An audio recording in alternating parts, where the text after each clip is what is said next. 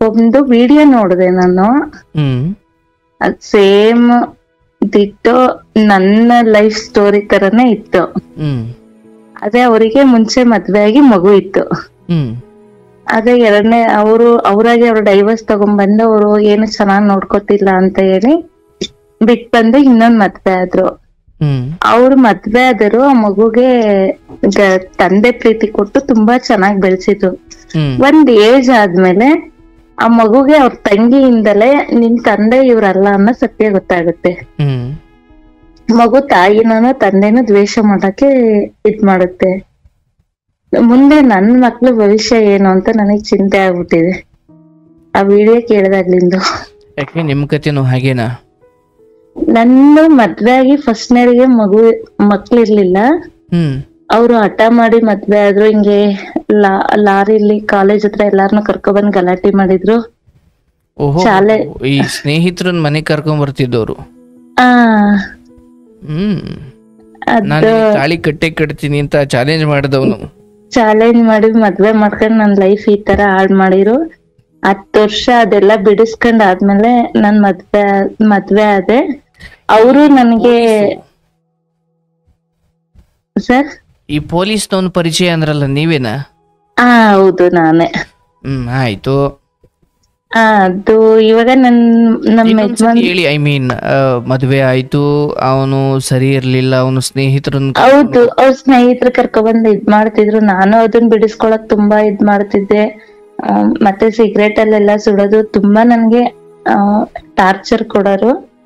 ಅದಾದ್ಮೇಲೆ ಅವ್ರ ಮನೆಗೆಲ್ಲ ಇದ್ ಮಾಡಿರು. ಮತ್ತೆ ಊರಲ್ಲಿ ಕರ್ಕೊಂಡೋಗಿ ಅವ್ರ ಅಣ್ಣನೂ ಅದೇ ತರ ಬಿಹೇವ್ ಮಾಡಕ್ ಸ್ಟಾರ್ಟ್ ಮಾಡಿ. ಅಂದ್ರೆ ನಾವ್ ಯಾರ ಅಣ್ಣ ಅಂದ್ರೆ ಈ ಮೊದಲನೇ ಯಜಮಾನ್ ಅಣ್ಣ ಅವ್ರದ್ದು ಮದ್ವೆ ಆಯ್ತು. ಮದ್ವೆ ಆದ್ಮೇಲೆ ಇವ್ರು ಬಿಟ್ಟು ಬೇರೆಯವ್ರನ್ನ ಕರ್ಕೊಂಡ್ ಹೋಗಿದ್ರು. ಅವ್ರ ಅತ್ತೆ ಮಗಳು ಇಷ್ಟಪಟ್ಟು ಕೇಸ್ ಆಗಿ ಕರ್ಕೊಂಡ್ ಹೋಗಿದ್ರು ಅಂತ ಹೇಳಿದ್ನಲ್ಲ. ಅವರು ಮತ್ತೆ ಒಂಟಿ ಮಗು ಇಲ್ಲಿ ಬೆಂಗಳೂರಾಗ ಹೆಂಗಿರ್ತೀಯ, ನಾವ್ ನಿನಗ್ ನೋಡ್ಕೋತೀವಿ ಅಂತ ಹೇಳಿ. ಆ ಸಮಯದಲ್ಲಿ ಇಲ್ಲ, ನಾನು ಒಬ್ಳೇ ಇದ್ನಲ್ವಾ ಬೆಂಗಳೂರಲ್ಲಿ. ಅದಕ್ಕೆ ನೀನ್ ಇಲ್ಲಿ ಒಂಟಿಯಾಗಿರೋದು ಬೇಡ, ಜನ ಸರಿ ಇಲ್ಲ, ನಾವು ಊರಲ್ಲಿ ಕರ್ಕೊಂಡೋಗಿ ನಿನಗೆ ಒಂದ್ ಸೇಫ್ಟಿ ಕೊಡ್ತೀವಿ ಅಂತ ಕರ್ಕೊಂಡೋಗಿ ಅಲ್ಲಿ ಜೀತದ ಆಳ ತರ ದುಡಿಸ್ಕೊಂಡ್ರೆ ಹೊರ್ತು ನನ್ಗೆ ಯಾವ್ದೇ ರೀತಿ ಒಂದ್ ಹೆಲ್ಪ್ ಮಾಡ್ಲಿಲ್ಲ. ತಮ್ಮನ್ನು ನನ್ನ ಒಂದ್ ಮಾಡೋ ಪ್ರಯತ್ನ ಅವ್ರೇನು ಮಾಡ್ಲಿಲ್ಲ ನಮ್ ಬಾವರು. ಅದನ್ನ ಮನೇಲಿ ಅಪ್ಪ ಅಮ್ಮ ನೋಡ್ಬಿಟ್ಟು ಊರಿಗೆ ವಾಪಸ್ ಕರ್ಕೊಂಡೋದ್ರು ನಮ್ಮೂರಿಗೆ. ನಾನ್ ಸ್ವಲ್ಪ ದಿನ ಊರಲ್ಲಿದ್ದೆ. ಆಮೇಲೆ ನನ್ಗ ಊರ್ ಅಡ್ಜಸ್ಟ್ ಆಗ್ಲಿಲ್ಲ. ಮತ್ತೆ ಮಿಸ್ಯೂಸ್ ಮಾಡ್ಕೊ ಅಥವಾ ನಿಮ್ಮ ಹತ್ರ ಮಿಸ್ಯೂಸ್ ಏನು ಮಾಡ್ಕೊಂಡಿಲ್ಲ. ಅವ್ರಿಗೆ ಮದ್ವೆ ಆಗಿರ್ಲಿಲ್ವಾ? ಮದ್ವೆ ಆಗಿತ್ತು, ಬಟ್ ಅವ್ರ ಹೆಂಡತಿ ಮಕ್ಳದು ಕೆಲ್ಸ ಕಾರ್ಯ. ಬಟ್ ನನ್ ಬಗ್ಗೆ ಆಗ್ಲಿ, ಹುಡುಗಿ ಜೀವನ ಹೆಂಗೆ, ಮುಂದೆ ಅದ್ರ ಭವಿಷ್ಯ ಏನು, ಆತರ ಏನು ಕಾಳಜಿ ಮಾಡ್ತಿರ್ಲಿಲ್ಲ. ಒಟ್ಟೆ ಕೆಲ್ಸ ಮಾಡಿಸ್ಕೊಳ್ಳೋರು, ಊಟ ಹಾಕರಷ್ಟೇ. ಮುಂದೆ ನನ್ ಭವಿಷ್ಯ ಏನು, ನನ್ ಇದೇನು ಅಂತ ಅವ್ರೇನು ಚಿಂತೆ ಮಾಡ್ತಾ ಇರ್ಲಿಲ್ಲ. ದುಡಿಸ್ಕೊಳಕ್ ಕರ್ಕೊಂಡೋಗಿ ಇಟ್ಕೊಂಡಿದ್ರಷ್ಟೇ. ಬಟ್ ನಿಮ್ ಹತ್ರ ಕೆಟ್ಟದಾಗ ನಡ್ಕೊಳ್ತಿದ್? ಹೌದಾ? ಇಲ್ಲ ಆತರ ಏನು ನಡ್ಕೋತಿರ್ಲಿಲ್ಲ. ಬಟ್ ನಮ್ಮ ಅತ್ತೆ ಅವ್ರು ಯಾರು ಇಲ್ದಾಗ ಯಾರಾದ್ರೂ ಅಂದ್ರೆ ಅಕ್ಕಪಕ್ಕದ ಮನೆಯವರು ಮಾತಾಡ್ಸಿದ್ರೆ ನನ್ನ ಸೊಸೆ ಒಬ್ಳೆ ಇದ್ದಾಳೆ ಹೋಗಿ ಅಂತ ಹೇಳಿ ಕಳ್ಸಾಳು. ಹೌದು, ಅವ್ರ ಅಮ್ಮನ ಅದೇ ಕ್ಯಾರೆಕ್ಟ್. ನಮ್ ಅವ್ರ ಅಮ್ಮ, ನಮ್ ಯಜಮಾನ್ದವ್ರ ಅತ್ತೆ. ನಿಮ್ಮ ಯಜಮಾನ್ರವ್ರ ಅತ್ತೆ ಅಲ್ಲ, ನಿಮ್ಮ ಯಜಮಾನ್ರವ್ರ ಅಮ್ಮ. ನಮ್ಮ ಅತ್ತೆ ನಮ್ಮ ಯಜಮಾನ್ರವ್ರ ತಾಯಿ. ಅದು ಹಂಗೆಲ್ಲ ಆಯ್ತು. ಆಮೇಲೆ ನನ್ ಮನೇಲೆಲ್ಲ ಪ್ರತಿಯೊಂದು ಅಮ್ಮನ ಹತ್ರ ಹೇಳ್ಕೊತಿದ್ದೆ. ಸೊ ಬೇಡ ಬಿಡು ಅಂತ ಹೇಳಿ ಅವರು ವಾಪಸ್ ಕರ್ಕೊಂಡೋದ್ರು ಊರಿಗೆ. ಡೈವರ್ಸ್ ಆಯ್ತಾ? ಅದು ಡೈವರ್ಸ್ ಅಂದ್ರೆ ನಾವ್ ಅಪ್ಲೈ ಮಾಡಿದ್ವಿ. ಅಪ್ಲೈ ಮಾಡಿದಾಗ ಅವ್ರು ಬಂದೇನು ಹೇಳ್ಕೆ ಏನು ಕೊಡ್ಲಿಲ್ಲ. ಪೇಪರ್ ಪಬ್ಲಿಕೇಶನ್ ಕೊಟ್ಟು ನನ್ನ ಅನುಮತಿ ಇದೆ, ನೀವ್ ಯಾರ ಮದ್ವೆ ಆದ್ರೂ ಏನೇ ಬಂದ್ರು ನಮ್ ರೆಸ್ಪಾನ್ಸ್ ಅಂತ ಜಡ್ಜ್ ಸೈನ್ ಹಾಕೊಟ್ಟಿದ್ರು. ಅದ್ ಕಾಫಿನೂ ಇದೆ ನನ್ನ ಹತ್ರ. ಅಷ್ಟಾಯ್ತು. ಆಮೇಲೆ ತಮ್ಮಂಗೆ ಹೆಲ್ತ್ ಪ್ರಾಬ್ಲಮ್ ಆಯ್ತು. ತಮ್ಮ ಮಾತು ಕೊಟ್ಟ. ಅವಾಗ ಹಿಂಗೆ ಆಕಸ್ಮಿಕವಾಗಿ ಮದ್ವೆ ಆಯ್ತು. ಆ ತಮ್ಮ ಮಾತು ತಗೊಂಡಿದ್ಕು ಮದ್ವೆ ಆಗಿದ್ಕು ಒಂದ್ 14 ದಿನ ಅಷ್ಟೇ ಡಿಫ್ರೆನ್ಸ್. ಯಾರೋ ಒಬ್ರು 50 ವರ್ಷದವ್ರು ಅಂದ್ರಲ್ಲ, ಅವ್ರು ನೀವ? ಇಲ್ಲ ಅವ್ರಲ್ಲ, ನನ್ಗಿನ್ನು 35 ಸರ್ ಏಜ್. ಅಲ್ಲವಾ, ನಿಮ್ಗೆ ಎರಡನೇ ಮದ್ವೆ ಆಯ್ತಲ್ಲ? ಎರಡನೇ ಮದ್ವೆ ಆಗಿರೋದು ನನ್ಗೂ ಅವ್ರಿಗೂ ಒಂದ್ 12 ವರ್ಷ ಡಿಫ್ರೆನ್ಸ್ ಅಷ್ಟೇ. ಸರಿ, ಆತನಿಗೆ ಮದ್ವೆ ಆಗಿತ್ತಾ? ಮದ್ವೆ ಆಗಿತ್ತು, ಆ ವಿಷಯ ನನ್ಗೆ ಹೇಳಿರ್ಲಿಲ್ಲ. ಓಹ್, ಮನೇಲಿ ಯಾರಿಗೂ ಹೇಳಿರ್ಲಿಲ್ಲ. ಆಕೆಗೆ ಮಕ್ಳಾಗಿಲ್ಲ ಅಂತ ನಿಮ್ಮನ್ನ ಮದುವೆ ಆಗಿದ್ದು? ಇಲ್ಲ ಇಲ್ಲ, ಅವರಿಗೆ ಮದ್ವೆ ಮಕ್ಳುನು ಇದಾರೆ. ಬಟ್ ಅವರು ಏನೋ ಬೇರೆಯವ್ರನ್ನ ಕರ್ಕೊಂಡ್ ಹೋಗಿದ್ರಂತೆ. ಅವ್ರ ಪರ್ಸನಲ್ ವಿಷಯ ನನಗ್ ಬೇಡ. ನನಗ್ ಮಗು ಆದ್ಮೇಲೆ ಸತ್ಯ ಗೊತ್ತಾಯ್ತು. ಅವ್ರ ಪರ್ಸನಲ್ ವಿಷಯ ನನಗೆ ಬೇಡ ಅಂದ್ರೆ ನಿಮಗ್ ಬೇಡವನು, ನನಗ್ ಬೇಡವನು? ಅಲ್ಲ, ಈಗ ಅವರು ಏನ್ ಮಾಡಿದಾರ ನನಗ್ ಗೊತ್ತಿಲ್ಲ. ಅದು ಅಂದ್ರೆ ಇವಾಗ ಗೊತ್ತಾಗಿದೆ. ಅವರು ಬೇರೆಯವ್ರನ್ನ ಕರ್ಕೊಂಡ್ ಹೋಗಿದ್ರು, ತುಂಬಾ ವರ್ಷ ದೂರ ಇದ್ರು. ಅದಕ್ಕೆ ನಾವು ಸತ್ಯ ಮುಚ್ಚಿಟ್ಟು ಮದ್ವೆ ಆದೆ ಅಂತ ಕೆಲವೊಂದ್ ಯಾಕೆ ಈ ತರ ಯಾರು ಆ ಸಂಬಂಧ ತಂದಿದ್ಯಾರವ? ಸಂಬಂಧ ಅಂದ್ರೆ ಅವರು ನನ್ ಕೆಲ್ಸ ಮಾಡ್ತೀನಲ್ಲ, ಅವ್ರ ಕಡೆಯವರು ಇಲ್ಲಿ ಟ್ರೈನಿಂಗ್ ಬಂದಿದ್ರು. ಮತ್ತೆ ಅದ್ನ ಹೇಳಲೇ ಇಲ್ಲ ನೀನು? ಅವತ್ ಹೇಳಕ್ ಆಗ್ಲಿಲ್ಲ ಸರ್, ಅರ್ಜೆಂಟ್ ಗಾಬ್ರಿ ಭಯ. ಇಂಥ ವಿಚಾರಗಳು ಮಿಸ್ ಆದ್ರೆ ನಾನು ಹೇಳೋ ಹೌದು. ಅಲ್ಲ ಇಲ್ಲ, ಗಾಬ್ರಿ ಭಯ ಒಂದು. ಆಮೇಲೆ ಅಣ್ಣಂಗೆ ಗೊತ್ತಿರೋರು ಅವರು. ನನ್ನ ಅಣ್ಣನ್ ಫ್ರೆಂಡು. ಅವರು ಒಂದೇ ಊರರು, ಅವ್ರಿಗ್ ಗೊತ್ತಿರೋರು. ಅವ್ರಿಗ್ ನಾನ್ ಹೋಗಿ ಹೇಳ್ದೆ, ಅಣ್ಣ ಹಿಂಗಂತ ಕೇಳ್ತಾ ಇದಾರೆ ಅಂತ. ಸರಿ ಅಮ್ಮ, ನಾನ್ ಮಾತಾಡಿ ಆಮೇಲೆ ತೀರ್ಮಾನ ತಗೋತೀನಿ ಅಂದ್ರೆ ಅವ್ರೆಲ್ಲಾ ಮಾತಾಡಿ ಅವ್ರ ಒಪ್ಪಿಗೆ ಮೇರೆಗೆ ಮದ್ವೆ ಆಗಿರೋದು. ನಾನಾಗಿ ನಾನು ಹೋಗಿ ಕೇಳಿ ಮದ್ವೆ ಆಗಿಲ್ಲ. ನಿಮ್ಮ ಅಣ್ಣವ್ರಿಗೆಲ್ಲ ಗೊತ್ತಾಗಿ ಮದ್ವೆ ಆಗಿದ್ದು? ಅವರೇ ಮುಂದೆ ನಿಂತು ಮದ್ವೆ ಮಾಡ್ಕೊಟ್ಟಿದ್ದು. ಆದ್ರೆ ನಿಮ್ ಮದ್ವೆ ಆಗಿದೆ ಅಂತ ನಿಮ್ಗೆ ಗೊತ್ತಿರ್ಲಿಲ್ಲ? ಇಲ್ಲ, ಗೊತ್ತಿರ್ಲಿಲ್ಲ ನನಗೆ. ಅವರಿಗೂ ಗೊತ್ತಿರ್ಲಿಲ್ಲ, ನಮ್ಮ ಅಣ್ಣಂಗೂ ಗೊತ್ತಿರ್ಲಿಲ್ಲ. ಹೆಣ್ಣಿಗೆ ಮದ್ವೆ ಆಗಿದೆ ಅಂದ್ರೆ ಕಾಲುಂಗ್ರ ಹಾಕ್ತಾರೆ, ಗಂಡಿಗೂ ಒಂದ್ ಹಾಕ್ಬೇಕಿನ್ಮೇಲೆ. ಈ ಹೆಣ್ಣಿಗೆ ಮದ್ವೆ ಆಗಿದೆ ಅಂತ ಗೊತ್ತಾಗ್ಲಿ ಕಾಲುಂಗ್ರ, ಗಂಡಿಗೆ ಈಗ ನಿಮ್ಗಲ್ಲಿ ಗೊತ್ತಾಗ್ಲಿಲ್ವಲ್ಲ ಅವ್ನ್ ಮದ್ವೆ ಆಗಿದೆ ಅಂತ, ಅವನಿಗೂ ಏನಾರ ಒಂದ್ ಕಾಲುಂಗ್ರ ಹಾಕ್ಬೇಕಿತ್ತು ಇನ್ಮೇಲೆ ನಾವು. ಸರ್, ಹೊಸ ಕಾನೂನ್ ಮಾಡ್ಬೇಕು ಸರ್. ಅದು ತುಂಬಾ ಒಂದ್ ಇದೆ ಸರ್ ನನಗೆ.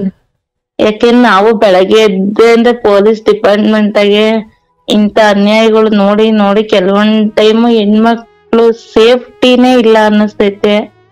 ಕೆಲವೊಂದ್ ವಿಷಯದಾಗೆ ಗಂಡ್ಮಕ್ಳು ತಪ್ಪಿರುತ್ತೆ, ಕೆಲವೊಂದ್ ವಿಷಯದಾಗ ಹೆಣ್ಮಕ್ಳು ತಪ್ಪಿರುತ್ತೆ. ಇಲ್ಲ ಅವ್ರ ಆಯ್ಕೆ ತಪ್ಪ, ನಿರ್ಧಾರ ತಪ್ಪ, ಅದೇನು ಅಂತಾನೆ ಕೆಲವೊಂದ್ ವಿಷಯದಾಗೆ ಇದು ಆ ಕಾಲದಿಂದ ನಡೀತಾ ಬಂದಿದೆ. ಅದನ್ನ ಒಂದೊಂದಾಗಿ ಪರಿಹರಿಸ್ಬೇಕು. ಅದನ್ನ ಒಂದೇ ಅದೇನು ಅಂತಾನೆ ಗೊತ್ತಿಲ್ಲ ಸರ್. ನಾವು ಬೆಳಗ್ಗೆ ಎದ್ದೇ ಓಡಾಡಿ ಸಾಕಾಗಿರುತ್ತೆ. ಆಯ್ತು. ಈಗ ಈತನ ವಿಚಾರ ಗೊತ್ತಾಗ್ಲಿಲ್ಲ, ಮದ್ವೆ ಆಯ್ತು. ಮಗು ಆದ್ಮೇಲೆ ಅವ್ರು ಕೇಸ್ ಹಾಕಿರು ಸರ್. ಏನಂತ? ನಮ್ ಮದ್ವೆ ಆದ್ಮೇಲೆ ಅವ್ರಿಗೆ ಹೇಗ್ ವಿಷಯ ಗೊತ್ತಾಯ್ತಾ, ನನ್ ಮಗು ಆದ್ಮೇಲೆ ಕೇಸ್ ಹಾಕಿರು. ಆ ಹೆಣ್ಣು ಕೇಸ್ ಹಾಕಿದ್ರು? ಸರ್, ನನಗೆ ಗೊತ್ತಿಲ್ದಂಗೆ ಮದ್ವೆ ಆಗಿದ್ದಾನೆ, ಮಗು ಆಗಿದ್ದಾನೆ. ಅದಕ್ಕೆ ಮೂಲ ಕಾರಣ ನಾನೇ ಸರ್. ಯಾಕೆ? ನಾನು ಇನ್ಸ್ಟಾಗ್ರಾಮ್ ಯೂಸ್ ಮಾಡ್ತೀನಲ್ಲ, ನನ್ ಮಗು ಬರ್ಡೇದು ಫೋಟೋ ಹಾಕಿದ್ದೆ ಫ್ಯಾಮಿಲಿ ಜೊತೆಗೆ. ಫ್ರೆಂಡ್ ಆಗಿದ್ರು ನಿಮ್ಗೆ? ಫ್ರೆಂಡ್ ಅಲ್ಲ ಸರ್, ಅವ್ರನ್ಗೇನ್ ಫ್ರೆಂಡ್ ಇಲ್ಲ ಸರ್. ಅವ್ರ ಮಾವನ್ ಮಗ ಇನ್ಸ್ಟಾಗ್ರಾಮ್ ನಂದು ಫಾಲೋ ಮಾಡ್ತಾ ಇದ್ದ. ಬಟ್ ನನ್ಗೆ ಅವ್ರ ಮಾವನ್ ಮಗ ಅಂತ ಗೊತ್ತಿಲ್ಲ. ನಮ್ಮ ಯಜಮಾನ್ರ ಮಾವನ್ ಮಗ ಅಂತ. ಕರ್ಮ. ಇವತ್ತು ಒಂದ್ ಸ್ವಲ್ಪ ರಿಲ್ಯಾಕ್ಸ್ ಆಗಿದೆ, ಅದಕ್ಕೆ ಡೀಟೇಲ್ಸ್ ಸ್ಟೋರಿ ಹೇಳ್ತಾ ಇದೀನಿ ಸರ್. ಅಷ್ಟೇ ಸಾಕು. ಇಲ್ಲ, ಅವತ್ತು ತುಂಬಾ ಗಾಬರಿ ನನ್ಗೆ ಏನ್ ಮಾತಾಡ್ಬೇಕು ಅಂತಾನೆ ಗೊತ್ತಾಗ್ಲಿಲ್ಲ ಸರ್. ಸರಿ, ನೀನ್ ಫೋಟೋ ಹಾಕಿದ್ದೆ. ಆ ಫೋಟೋಗಳನ್ನೆಲ್ಲ ಸ್ಕ್ರೀನ್ ಶಾಟ್ ಹೊಡ್ಕೊಂಡು ತಗೊಂಡೋಗಿ ಅದನ್ನ ತೊಳಸ್ಬಿಟ್ಟು ಜಡ್ಜಿಗೆ ಕೊಟ್ಟಿದ್ದಾರೆ. ಅದು ಕೇಸು ತುಂಬಾ ಸ್ಟ್ರಾಂಗ್ ಆಯ್ತು.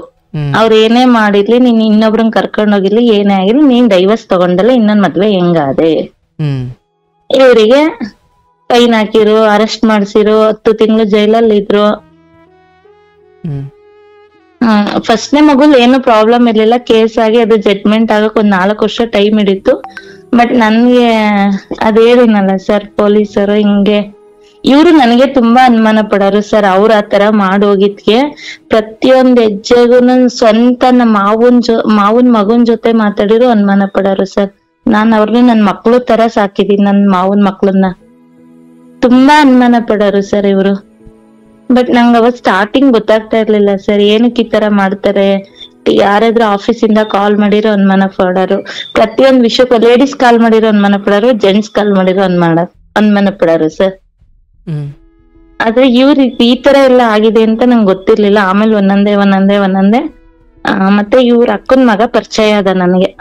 ಅದು ಇನ್ಸ್ಟಾಗ್ರಾಮ್ ಅಲ್ಲೇ ಪರಿಚಯ ಆಗಿ ಅವರು ನೀವು ನನಗೆ ಅತ್ತೆ ಆಗ್ಬೇಕು ಅಂದ್ರೆ ನಾನ್ ನಿಮ್ಗೆ ಹೆಂಗ್ ಅತ್ತೆ ಆಗ್ಬೇಕು ಅಂತ ಹಿಂಗೆಲ್ಲ ಮಾತಿಗೆ ಮಾತು ಬೆಳೆದಾಗ ಅವಾಗ ಇವ್ರ ಬಗ್ಗೆ ನನಗೆ ಪ್ರತಿಯೊಂದು ಅವರು ಹೇಳಿರು ಸರ್. ಅವ್ರ ಮಾವನ್ ಅವ್ರ ಅಕ್ಕನ ಮಗ ಹೇಳಿರು, ಅತ್ತೆ ಹಿಂಗೆ ಅಂತ. ನಾನು ಕೆಲವೊಂದ್ ವಿಷಯ ನಂಬಿರ್ಲಿಲ್ಲ ಸರ್.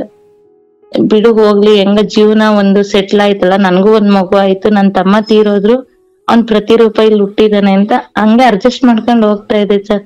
ಇವ್ರ ಅನುಮಾನ ಜಾಸ್ತಿ ಸ್ಟಾರ್ಟ್ ಆಯ್ತು. ಮತ್ತೆ ಆಫೀಸ್ಗೆ ಹೋದ್ರು ಬೈಯೋದು, ಇದು ಪಕ್ಕದಲ್ಲಿ ಕೇಳಿಸ್ಕೊಂಡ ನಾವು ಒಳ್ಳೆ ರೀತಿ ನಾನ್ ನಿನಗೆ ಸಾಲ ಮಾಡ್ತೀನಿ, ನಾನ್ ಜೀವನ ಪೂರ್ತಿ ಜೊತೆಗಿರ್ತೀನಿ ಅಂತ ಹೇಳಿ ನಿಮ್ ಮನೆ ದೇವ್ರ ಸನ್ನಿಧಿಗೆ ಬಂದ್ ಮಾತ್ ಕೊಟ್ಟು ನನ್ಗೆ ಜೀವನದಾಗ ದೊಡ್ಡ ಅನ್ಯಾಯ ಮಾಡಾಕ್ಬಿಟ್ಟ ಸರ್.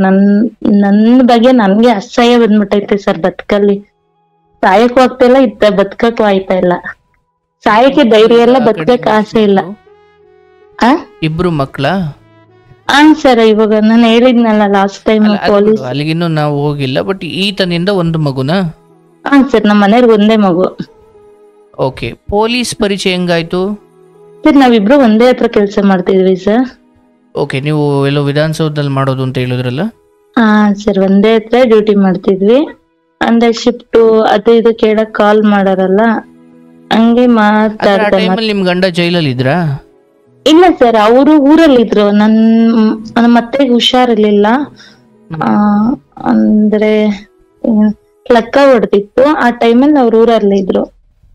ಒಂದು 7 month ಬೆಂಗಳೂರಿಗೆ ಬಂದಿರ್ಲಿಲ್ಲ ಸರ್ ಅವರು. ಬಟ್ ನೀವು ಫೋನಲ್ಲಿ ಮಾತಾಡ್ಕೊಂಡು ಪ್ರೀತಿ ಫೋನಲ್ಲೇ ಬೈಯರು,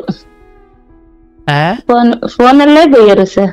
ಅನುಮಾನ ಯಾರ ಜೊತೆ ಮಾತಾಡ್ತಿ, ಜೈಲಿದ್ಯಾ, ಡ್ಯೂಟಿ ಮುಗೀತಾ, ಒಂದ್ ಹೆಜ್ಜೆ ಎತ್ತಿಕ್ಕಿರೋ ಅನುಮಾನ ಸರ್. ಎಲ್ಲಿ ಹೋಗ್ತಿದ್ಯಾ, ಎಲ್ಲಿ ಬರ್ಬೋದಿತ್ತಲ್ಲವಾ? ಸರ್, ನೀನೇ ಹೋಗಿ ನೋಡ್ಕೊಂಡ್ ಬರ್ಬೋದಿತ್ತಲ್ಲ. ಎಲ್ಲಿಗೆ ಸರ್? ಅವ್ರಿರೋ ತಕ್ಕೆ ನಾನ್ ಊರಿಗೆ ಹೋಗ್ತಾ ಇದ್ದೆ ಸರ್.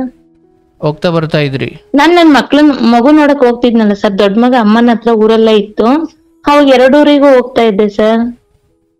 ಓಕೆ, 7 ತಿಂಗಳು ಆತ ಬಂದಿರ್ಲಿಲ್ಲ, ಬಟ್ ನೀವು ಹೋಗ್ತಾ ಇದ್ರಿ? ನಾನು ಊರಿಗೆ ತಿಂಗಳಿಗೆ ಒಂದ್ಸತಿ ಇವಾಗ್ಲೂ ಹೋಗ್ತೀನಿ ಸರ್. ನನ್ನ 2 ಮಕ್ಳು ಊರಲ್ಲಿದ್ದಾವೆ. ತಿಂಗಳು ಇಲ್ಲ 15 ದಿನಕ್ಕೊಂದ್ಸತಿ ನಾನು ಊರಿಗೆ ಹೋಗ್ಲೇಬೇಕು ಕಂಪಲ್ಸರಿ. ಇವಾಗ ಅವ್ರ ಊರಿಗೆ ಹೋಗಲ್ಲ, ನಮ್ಮೂರಿಗೆ ಮಾತ್ರ ಹೋಗ್ತೀನಿ. ಆಯ್ತು, ಅವ್ರೂರಿಗೆ ಹೋಗ್ದಿಲ್ದಕ್ಕೆ ಕಾರಣನು ನಮ್ಮ ಅತ್ತೆನೆ ಸರ್. ಅವ್ರೂರಿಗೆ ಹೋಗ್ಬೇಕಿರೋ ಕಾರಣನು ನಮ್ಮ ಅತ್ತೆ. ಆಯ್ತವ, ಆ ವಿಚಾರಕ್ಕೆ ಆಮೇಲೆ ಬರ್ತೀರಿ. ಬಟ್ ಇಲ್ಲಿ ಆತ 7 ತಿಂಗಳು ಬರ್ಲಿಲ್ಲ, ನೀವು ಓಡಾಡ್ತಾ ಇದ್ರೆ ಅಲ್ಗೂ ಇಲ್ಗೂ. ಈತನ ಜೊತೆ ಸ್ನೇಹ ಪ್ರೀತಿ ಇವರು ಬ್ಯಾಚುಲರ್ ಹುಡುಗರಲ್ವಾ ಸರ್? ಬರೀ ಸ್ನೇಹವಾಗಿದ್ದು ಪ್ರೇಮ ಯಾಕಾಯ್ತು? ನಾನ್ ನಿನ್ ಜೊತೆ ಇರ್ತೀನಿ, ಇಷ್ಟೊಂದೆಲ್ಲ ಕಾಟ ಕೊಡ್ತಾರೆ, ಹೆಂಗ್ ಜೀವನ ಮಾಡ್ತೆ, ಹೆಂಗ್ ಇದ್ ಮಾಡ್ತೆ, ನೆಮ್ಮದಿ ಬೇಡ್ವೆ. ಮತ್ತೆ ನಾನು ಊಟ ತಗೊಬಂದ್ ಕೊಡ್ತಿದ್ದೆ ಸರ್. ನನ್ನ ಊಟನೇ ನನಗೆ ಮುಳುವಾಯ್ತು ಅಷ್ಟೇ. ಅವ್ರ ಬ್ಯಾಚುಲರ್ ಹುಡುಗರು ಇದ್ರಲ್ಲ, ನನ್ ಬಾಕ್ಸ್ ನನಗೆ ಅಂತ ತಗೊಂಡ್ ಹೋಗ್ತಿದ್ದೆ. ಚೆನ್ನಾಗಿದೆ ಮೇಡಮ್, ನೀವ್ ಹೋಟ್ಲಗ್ ತಿನ್ನಿ ಅಂತ ಹೇಳಿ ಅದನ್ನೇ ಅಭ್ಯಾಸ ಮಾಡ್ಕೊಂಡ್ ಡೈಲಿ ಬಾಕ್ಸ್ ತಗೊಂಡ್ ಹೋಗ್ತಾ ಇದ್ದೆ. ಆ ಊಟನೇ ನನಗೆ ವಿಷ ಆಗೋಯ್ತು ಇವತ್ತು. ನಾನ್ ಹಾಕಿದ ಅನ್ನನೇ ನನ್ಗೆ ಶತ್ರು ಆಗೋಯ್ತು. ಅದ್ ಹೇಗವ ಅಂದೆ ಸರ್? ಹಂಗೆ ಚೆನ್ನಾಗಿದ್ರು, ಸಲಿಗೆಯಿಂದ ಇದ್ರು, ಮನೆಗ್ ಬರ್ತಿದ್ರು, ಎಲ್ಲಾ ಮಾಡ್ತಿದ್ರು. ಅದ್ ಹೆಂಗ ಅವರು ಮಾತಿಗೆ ಮಾಡ್ಲಾದ್ನ ನನಗೆ ಗೊತ್ತಿಲ್ಲ. ಊಟ ಹೇಗ್ ವಿಷಯ ಆಯ್ತು? ಹೌದ್ ಸರ್, ಇವಾಗ ನಾನ್ ಅನ್ನ ಹಾಕಿದೀನಿ ಇಲ್ಲ ಅಂತ ಹೇಳಲ್ಲ ಸರ್. ನಾನು ಅವತ್ತು ಕೆಟ್ಟ ದೃಷ್ಟಿಯಿಂದ ಹಾಕಿಲ್ಲ. ಬಟ್ ಇವತ್ತು ಅವ್ನ ಆಡ ಮಾತುಗಳು ನನಗೆ ಆತರ ಅನ್ನಿಸ್ತೈತೆ ಸರ್. ಯಾರಿಗೂ ಊಟ ಹಾಕ್ಬಾರ್ದು ಅನ್ನೋವಷ್ಟು ಬೇಜಾರಾಗೈತೆ. ನಮ್ದರೆ ನನಗೆ ಶತ್ರುಗಳಾಗ್ಬಿಟ್ರಲ್ಲ. ನನ್ನ ಪ್ರಶ್ನೆ ಇರೋದು, ನೀವು ಊಟ ತಂದು ಕೊಡ್ತಾ ಇದ್ರಿ, ಅವರು ಅವಾಗೆಲ್ಲ ಚೆನ್ನಾಗಿತ್ತು ಸರ್. ಫೈನ್, ಬಟ್ ಅವರು ಒತ್ತಾಯ ಮಾಡಿದ್ರು ಅಥವಾ ಅವರು ತುಂಬಾ ಪೀಡಿಸಿದ್ರು? ಅವ್ನ್ ಸರ್ ತುಂಬಾ ಹಿಂಗ್ ಇಷ್ಟೊಂದ್ ಇದ್ರಲ್ಲಿ ಯಾವ ತರ ಇದ್ ಮಾಡ್ತೀಯ, ಹೆಂಗ್ ಜೀವನ ಮಾಡ್ತೀಯ, ಅವನ್ ನೋಡಿದ್ರೆ ಅಲ್ಲಿ ನೀನ್ ಇಲ್ಲೇ ನಿನಗ್ ನೆಮ್ಮದಿ ಬೇಡವಾ, ಹಂಗೆ ಹಿಂಗೆ. ನನ್ ಮೈಂಡ್ ಯಾವ ರೀತಿ ಡೈವರ್ಟ್ ಮಾಡ್ದ ಅಂತ ನನ್ಗೆ ಗೊತ್ತಿಲ್ಲ ಸರ್. ನಾನ್ 12 ವರ್ಷ ಗಾರ್ಮೆಂಟ್ಸ್ ಕೆಲ್ಸ ಮಾಡಿದ್ದೆ. ಒಬ್ಬರನ್ನ ಇದ್ ಮಾಡ್ದಂಗ ಇರ್ತವಳು, ಅದ್ ಹೆಂಗೆ ಇವ್ರ ಬಲ ಇದ್ನ ನಂಗೆ ಗೊತ್ತಿಲ್ಲ ಸರ್. ತುಂಬಾ ಅವ್ನ್ ಮಾತ್ ಇವತ್ತು ನನಗ್ ಕೇಳ್ಬೇಕು ಅನ್ಸುತ್ತೆ ಸರ್. ಬೈದ್ರು ಪರವಾಗಿಲ್ಲ, ಅವ್ನ ವಾಯ್ಸ್ ಕೇಳ್ಬೇಕು ಅನ್ಸುತ್ತೆ ಸರ್. ಅಷ್ಟು ಹುಚ್ಚಿ ಆಗ್ಬಿಟ್ಟಿದೀನಿ ನಾನು, ಹೇಳ್ಬೇಕು ಅಂದ್ರೆ. ಇವಾಗ ನಂಗೆ ಅನ್ಸುತ್ತೆ ಸರ್, ಬೈತಾನೆ, ಮಾತಾಡಲ್ಲ, ಎಲ್ಲಾ ನಂಬರ್. ಡೈವರ್ಸ್ ಕೊಟ್ಟಿದ್ದೀರಾ? ಇಲ್ಲ ಸರ್, ಕೊಟ್ಟಿಲ್ಲ. ಓಕೆ, ಬಟ್ ಆತನಿಂದ ಒಂದು ಮಗು ಆಗಿದ್ದ, ಹೌದಾ? ಹೌದ್ ಸರ್, ನನ್ ಗಂಡನಿಂದ ಒಂದ್ ಮಗು, ಇವರಿಂದ ಒಂದ್ ಮಗು. ಬಟ್ ಈಗ ಈತ ಬೇರೆ ಮದುವೆ ಆಗಿದ್ದಾನೆ. ಮದ್ವೆ ಆಗಿಲ್ಲ ಸರ್. ಮದ್ವೆ ಆಗಿದ್ರು ನಂಗೇನ್ ಬೇಜಾರ್ ಇರ್ತಿರ್ಲಿಲ್ಲ ಸರ್. ದೇವ್ರ ಮುಂದೆ ಬಂದು ನಾನ್ ಮದ್ವೆ ಆದ್ರೂ ಜೀವನ ಪೂರ್ತಿ ನಿನ್ ಜೊತೆ ಇರ್ತೀನಿ, ನಿನ್ ಮಕ್ಳಿಗೆ ಯಾವ್ದೇ ರೀತಿ ನಾನು ಅನ್ಯಾಯ ಮಾಡಲ್ಲ ಅಂತ CB ನರಸಿಂಹಸ್ವಾಮಿ ಮುಂದೆ ಬಂದು ಪ್ರಮಾಣ ಮಾಡಿ ಇವಾಗ ಆಡಿದ್ ಮಾತಾಡಲ್ಲ ಸರ್. ಸ್ವಾಮಿನ ಎಲ್ಲಿರೋದು ಸರ್? CB ನರಸಿಂಹಸ್ವಾಮಿ ಎಲ್ಲಿ? CB ಹತ್ರ. ಅದೇ ದೇವ್ರ ನಿಮ್ದುನಾ? ನಮ್ ಮನೆ ದೇವ್ರಲ್ಲ ಸರ್, ನಿಮ್ ಮನೆ ದೇವ್ರ. ಯಾರ ಮನೆ ದೇವ್ರು? ನಿಮ್ ಮನೆ ದೇವ್ರು ಸರ್. ಅಲ್ಲ, ನಮ್ಮನೆ ದೇವ್ರು ಗೊತ್ತು, ಬಟ್ ನೀವು ಅಲ್ಲಿಗೆ ಯಾಕೆ ಹೋಗಿದ್ರಿ ಹಿಂದೆ? ಸರ್ ಅದ್ ಹೇಳಲ್ಲ, ಅಲ್ಲಿ ಹೇಳಕ್ ಆಗಲ್ಲ ಮುಂದಕ್ಕೆ. ನಂದು ಅಲ್ಲೇ ನಿಯರೆಸ್ಟ್ ಸರ್ ಊರು. ಸೊ ನನ್ನೂರ್ ಅಲ್ಲೇ ಸರ್ ಇರೋದು. ಆಯ್ತು, ತೊಂದ್ರೆ ಇಲ್ಲ, ನಾನು ಒತ್ತಾಯ ಮಾಡಲ್ಲ. ಬಟ್ ಈಗ ನಾನು ಅಲ್ಲಿ ಬಾಣಿತಂದಲ್ಲಿ ಊರಲ್ಲಿ ಇದ್ನಲ್ವಾ ಸರ್, ಪಾಪು ನೋಡಕ್ಕೆ ಊರಿಗೆ ಬಂದಿದ್ದ. ಯಾರನ್ನ ನೋಡಕ್ಕೆ? ಮಗು ನೋಡಕ್ಕೆ. ಓಕೆ. ಊರಿಗೆ ಬಂದಾಗ ನಿನ್ ಹತ್ರ ಏನೋ ಮಾತಾಡ್ಬೇಕು. ಮನೆಯಲ್ಲಿ ಅಪ್ಪ ಅಮ್ಮ ಅಜ್ಜಿ ನನ್ ದೊಡ್ಡ ಮಗ ಎಲ್ಲಾ ಇದ್ರು. ನನ್ ದೊಡ್ಡ ಮಗ ಅಂದ್ರೆ ಅವನಿಗೆ ಪಂಚ ಪ್ರಾಣ ಸರ್. ಅವನ್ ಇವತ್ತು ಅಪ್ಪಾಜಿ ಅಂತಲೇ ಕರೆಯೋದು. ಯಾಕಮ್ಮ ಮಗು ಆತನದ್ದು ತಾನೆ? ಚಿಕ್ಕ ಮಗು ಆತನಂದೆ, ಆದ್ರೂ ನಮ್ ಸಾತ್ವಿ ನನ್ ದೊಡ್ಡ ಮಗ ಅಂದ್ರೆ ಅವನಿಗೆ ತುಂಬಾ ಇಷ್ಟ ಸರ್. ಇವತ್ತು ಅಷ್ಟೇ ಅವನು ಊರಿಗೆ ಹೋದಾಗ ನನಗೆ ಕೇಳ್ತಾನೆ, ಯಾಕಮ್ಮ ಪೊಲೀಸಪ್ಪ ನಿನ್ ಜೊತೆ ಮಾತಾಡಲ್ವೇನಮ್ಮ, ಜಗಳ ಮಾಡ್ಕೊಂಡೈತೇನಮ್ಮ ಪೊಲೀಸಪ್ಪ ಅಂತಾನೆ. ನಂಗೆ ಗೊತ್ತಿಲ್ಲ, ಹೋಗಪ್ಪಾಜಿ ಸುಮ್ನೆ ಇರು, ಮಾತಾಡಿಸ್ಬೇಡ ನನಗೆ, ಸುಮ್ನೆ ಕೇಳ್ಬೇಡ ಅಂತೀನಿ ನಾನು. ಅಷ್ಟು ಜೀವ ಮಾಡ್ತಿದ್ದನು. ಏನಕ್ಕೆ ಈ ತರ ಮಾಡ್ತಾನೆ ಗೊತ್ತೆ? ಅವಾಗ ನಾನು ನನ್ ಮಗು ಅವನು 3 ಜನನು ಆ ದೇವಸ್ಥಾನಕ್ ಹೋಗಿದ್ವಿ ಸರ್. ಚಿಕ್ಕ ಮಗು ಊರಲ್ಲೇ ಬಿಟ್ಟು ಹೋಗಿ ಆ ದೇವ್ರ ಮುಂದೆ ಪ್ರಮಾಣ ಮಾಡಿ, ಈಗ ನಾನು ಆಡಿರೋ ಮಾತು ಆಡೇ ಇಲ್ಲ ಅಂತಾನೆ ಸರ್. ಏನ್ ಮಾಡ್ಬೇಕು ಅಂತಾನೆ ನಂಗೆ ಗೊತ್ತಾಗ್ತಾ ಇಲ್ಲ. ಏನಂತ ಆಣೆ ಮಾಡುದ್ರಿ? ನಾನ್ ಜೀವನ ಪೂರ್ತಿ ಜೊತೆಗಿರ್ತೀನಿ, ಮಕ್ಳಿಗೆ ಯಾವ್ದೇ ರೀತಿ ಅನ್ಯಾಯ ಮಾಡಲ್ಲ, ಅವ್ರ ಲೈಫ್ ಸೆಟ್ಲ್ ನಾನ್ ಮಾಡ್ತೀನಿ, ಒಳ್ಳೆ ಎಜುಕೇಶನ್ ಕೊಡಿಸ್ತೀನಿ, ಪ್ರತಿಯೊಂದು A to Z ಎಲ್ಲ ನಾನೇ ನೋಡ್ಕೊತೀನಿ ಅಂತ ಆಣೆ ಮಾಡಿ. ಅಂದ್ರೆ ಇಬ್ರು ಮಕ್ಳಿಗೋ ಅಥವಾ ಒಬ್ರಿಗೋ? ಇಬ್ರಿಗೂ ಸರ್. ಆ ಮಕ್ಳು ಜವಾಬ್ದಾರಿ ನನ್ ನನ್ ಮಗ ಅವನ್ಗೆ ತುಂಬಾ ಹಚ್ಕೊಂಡಿದ್ದ ಸರ್. ಹಚ್ಕೊಂಡಿದ್ದ. ಈಗ ಹಚ್ಕೊಂಡವ್ರೆ ಅಂತ ಎಲ್ಲಾರ್ಗು ವಹಿಸ್ತೀನಮ್ಮ? ಎಲ್ಲಾರ್ಗು ವಹಿಸಲ್ಲ ಸರ್. ನನ್ ಪ್ರತಿಯೊಂದು ಮಾತು ಕೊಟ್ಟು ನಾನ್ ಬೇಡ ಅಂದ್ರುನು ಹಂಗೂ ಅವನಿಗೆ ಗೊತ್ತಿಲ್ದಂಗ ನಾನು ಅಬಾರ್ಷನ್ ನಾನೇ ಮಾಡ್ಕೊಂಡೆ ಸರ್. 2ನೇದಕ್ಕೆ ತುಂಬಾ ಮಾಡ್ದ. ನಾನೇ ಟ್ಯಾಬ್ಲೆಟ್ಸ್ ಅವನಿಗೆ ಗೊತ್ತಿಲ್ದಂಗ ಟ್ಯಾಬ್ಲೆಟ್ಸ್ ತಗೊಂಡಿದ್ದೆ.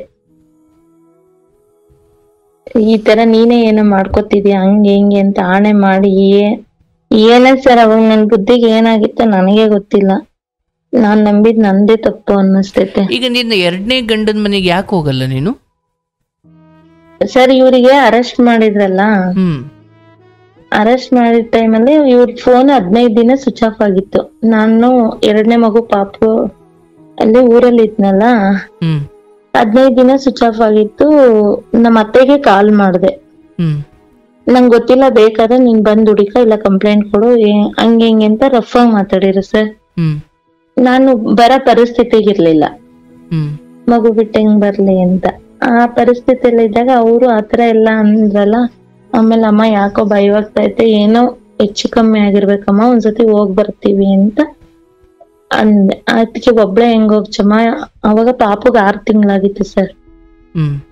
6 ತಿಂಗಳಾಗಿತ್ತು. ಹೆಂಗ್ ಹೋಗ್ತೀಯಮ್ಮ ಒಬ್ಳೇನ? ಬೇಡ, ಅಷ್ಟ್ ದೂರ ಹೋಗ್ ಬರಕ್ ಆಗಲ್ಲ ಅಂದ್ರೆ, ಇಲ್ಲಮ್ಮ ನಾನು ಓದೇ ಹೋಗ್ಬೇಕು, ಏನೋ ಪ್ರಾಬ್ಲಮ್ ಆಗಿದೆ, ಇಷ್ಟೊಂದ್ ದಿನ ತಕ ಎಂದು ಸ್ವಿಚ್ ಆಫ್ ಮಾಡ್ತಿರ್ಲಿಲ್ಲ ಯಪ್ಪ ಅಂತ ಹೇಳಿ, ಆಮೇಲೆ ಒಬ್ಳೆ ಹೋಗ್ಬೇಡ, ಮಗು ಕರ್ಕೊಂಡ್ ಹೋಗು ಅಂತ ಹೇಳಿ ಚಿಕ್ಕ ಮಗು ಊರಲ್ಲೇ ಬಿಟ್ಟು ದೊಡ್ಡ ಮಗು ಕರ್ಕೊಂಡ್ ಹೋದೆ ಸರ್. ನೋವು ಎಲ್ಲಾರ್ಗು ಇರುತ್ತೆ, ನನ್ಗೂ ಇದೆ, ಅವ್ರಿಗೂ ಇದೆ. ಅಲ್ಲಿ ಪರಿಸ್ಥಿತಿ ಏನ್ ನಡೆದಿದ್ಯಾ ನನಗ್ ಗೊತ್ತಿಲ್ಲ. ನಾವ್ ಹೋದ್ವಿ. ಅವ್ರು ನನಗೇನು ಕೊಡೋದ್ ಬೇಡ ಸರ್, ನನಗ್ ಬೇಜಾರಿಲ್ಲ, ಅವರು ನೋವಲ್ಲಿದ್ದಾರೆ. ಗಾಡಿ ಆಚೆ ನಿಂತಿತ್ತು, ಕೇಳ್ದೆ ಗಾಡಿ ಇದೆ ಎಲ್ಲಮ್ಮ, ನಿನಗ್ ನಿನ್ ಗಂಡ ಬೇಕು ಅಂದ್ರೆ ಕಂಪ್ಲೇಂಟ್ ಇದನ್ನೇ ಮಾತಾಡಿರು, ಬೇರೆ ಏನು ಮಾತಾಡ್ಲಿಲ್ಲ ಸರ್. ಮಗು ಊಟ ಅಂತ ಇತ್ತು ಸರ್, ಒಂದ್ ತನ್ನ ಹಾಕ್ಲಿಲ್ಲ ಸರ್ ಆ ಅಮ್ಮ. ಅದಕ್ಕೆ ನನಗೆ ಬೇಜಾರು. ಬಡ್ಕೊಂತಾಯ್ತು. 2.5 ಅವರ್ ಊರಲ್ಲಿ ಇದ್ದೀನಿ. ಅವ್ರ ಅಣ್ಣ ತಮ್ದಿರೆಲ್ಲ ಬಂದ್ ಹೇಳಿದಾರೆ, ನಿನ್ ಮಗ ಮಾಡ್ಕೊಂಡಿರೋ ಕರ್ಮಕ್ಕೆ ಆ ಮಗು ಅಷ್ಟೊಂದ್ ಅಶ್ವು ಅಂತ ಬಡ್ಕೊತೈತೆ, ಒಂದ್ ತುತ್ತು ಅನ್ನ ಹಾಕಿ ಕುಂಡ್ರಸ್ ಮಾತಾಡೋಂತನ ಎಷ್ಟ್ ಹೇಳಿದ್ರು ಕೇಳಿಲ್ಲ ಸರ್. ಅವ್ರು ಅಷ್ಟು ಜಗಳ ಮಾಡಿಬಿಟ್ರು ಸರ್.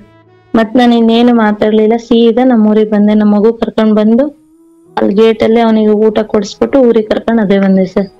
ಮಾರನೇ ದಿನ ಬೆಳಗ್ಗೆ ಹೋಗಿ ಜೈಲಲ್ಲಿ ಹೋಗಿ ನೋಡ್ಕೊ ಬಂದಿದ್ದು ಅಷ್ಟೇ. ಅದೊಂದಕ್ಕೆ ನಾನು ಅವ್ರ ಊರಿಗೆ ಹೋಗಲ್ಲ ಸರ್, ಬೇರೆ ಇನ್ನೇನು ಇಲ್ಲ. ಬಟ್ ನಿಮ್ಮ ಗಂಡ ಸಂಪರ್ಕದಲ್ಲಿ ಇಲ್ವಾ ಸರ್? ಇರ್ಲಿಲ್ಲ. ಅವರು ಜೈಲಿಂದ ಎಲ್ಲ ಬಂದಾದ್ಮೇಲೆ ಅವ್ರಿಗೆ ಅದೇನ್ ಬುದ್ಧಿ ಕೊಟ್ಟೈತೆ ಗೊತ್ತಿಲ್ಲ ಸರ್. ನನ್ನ ಹತ್ರ ಮಾತಾಡ್ತಾರೆ ಅಂದ್ರೆ ಮಕ್ಳನ್ನ ನೋಡಕ್ಕೆ ಊರಿಗೆ ಹೋಗ್ತಾರೆ ಸರ್, ನಮ್ಮೂರಿಗೆ, ನಮ್ ತಾಯಿ ಮನೆಗೆ ಹೋಗ್ತಾರೆ ಸರ್. ಮಕ್ಳನ್ನ ನೋಡ್ತಾರೆ, ಮಕ್ಳಂಗ್ ಮಾತಾಡಿಸ್ತಾರೆ, ಬರ್ತಾರೆ, ಅದೆಲ್ಲ ಏನು ಇಲ್ಲ ಸರ್. ಅವ್ರದ್ದೇನು ಇಲ್ಲ ಸರ್. ಇವ್ರು ನಮ್ಮ ಅತ್ತೆದು ಅವ್ರ ಮನೆಯವ್ರದೇ ಸರ್. ಅವರು ಕೇಸು ಅದು ಇದು ಅಂತ ಹೋಗ್ಲಿಲ್ಲ ಅಂದ್ರೆ ಅವ್ರು ಮೈಂಡ್ ಅಪ್ಸೆಟ್ ಮಾಡ್ಕೊತಿರ್ಲಿಲ್ಲ ಸರ್.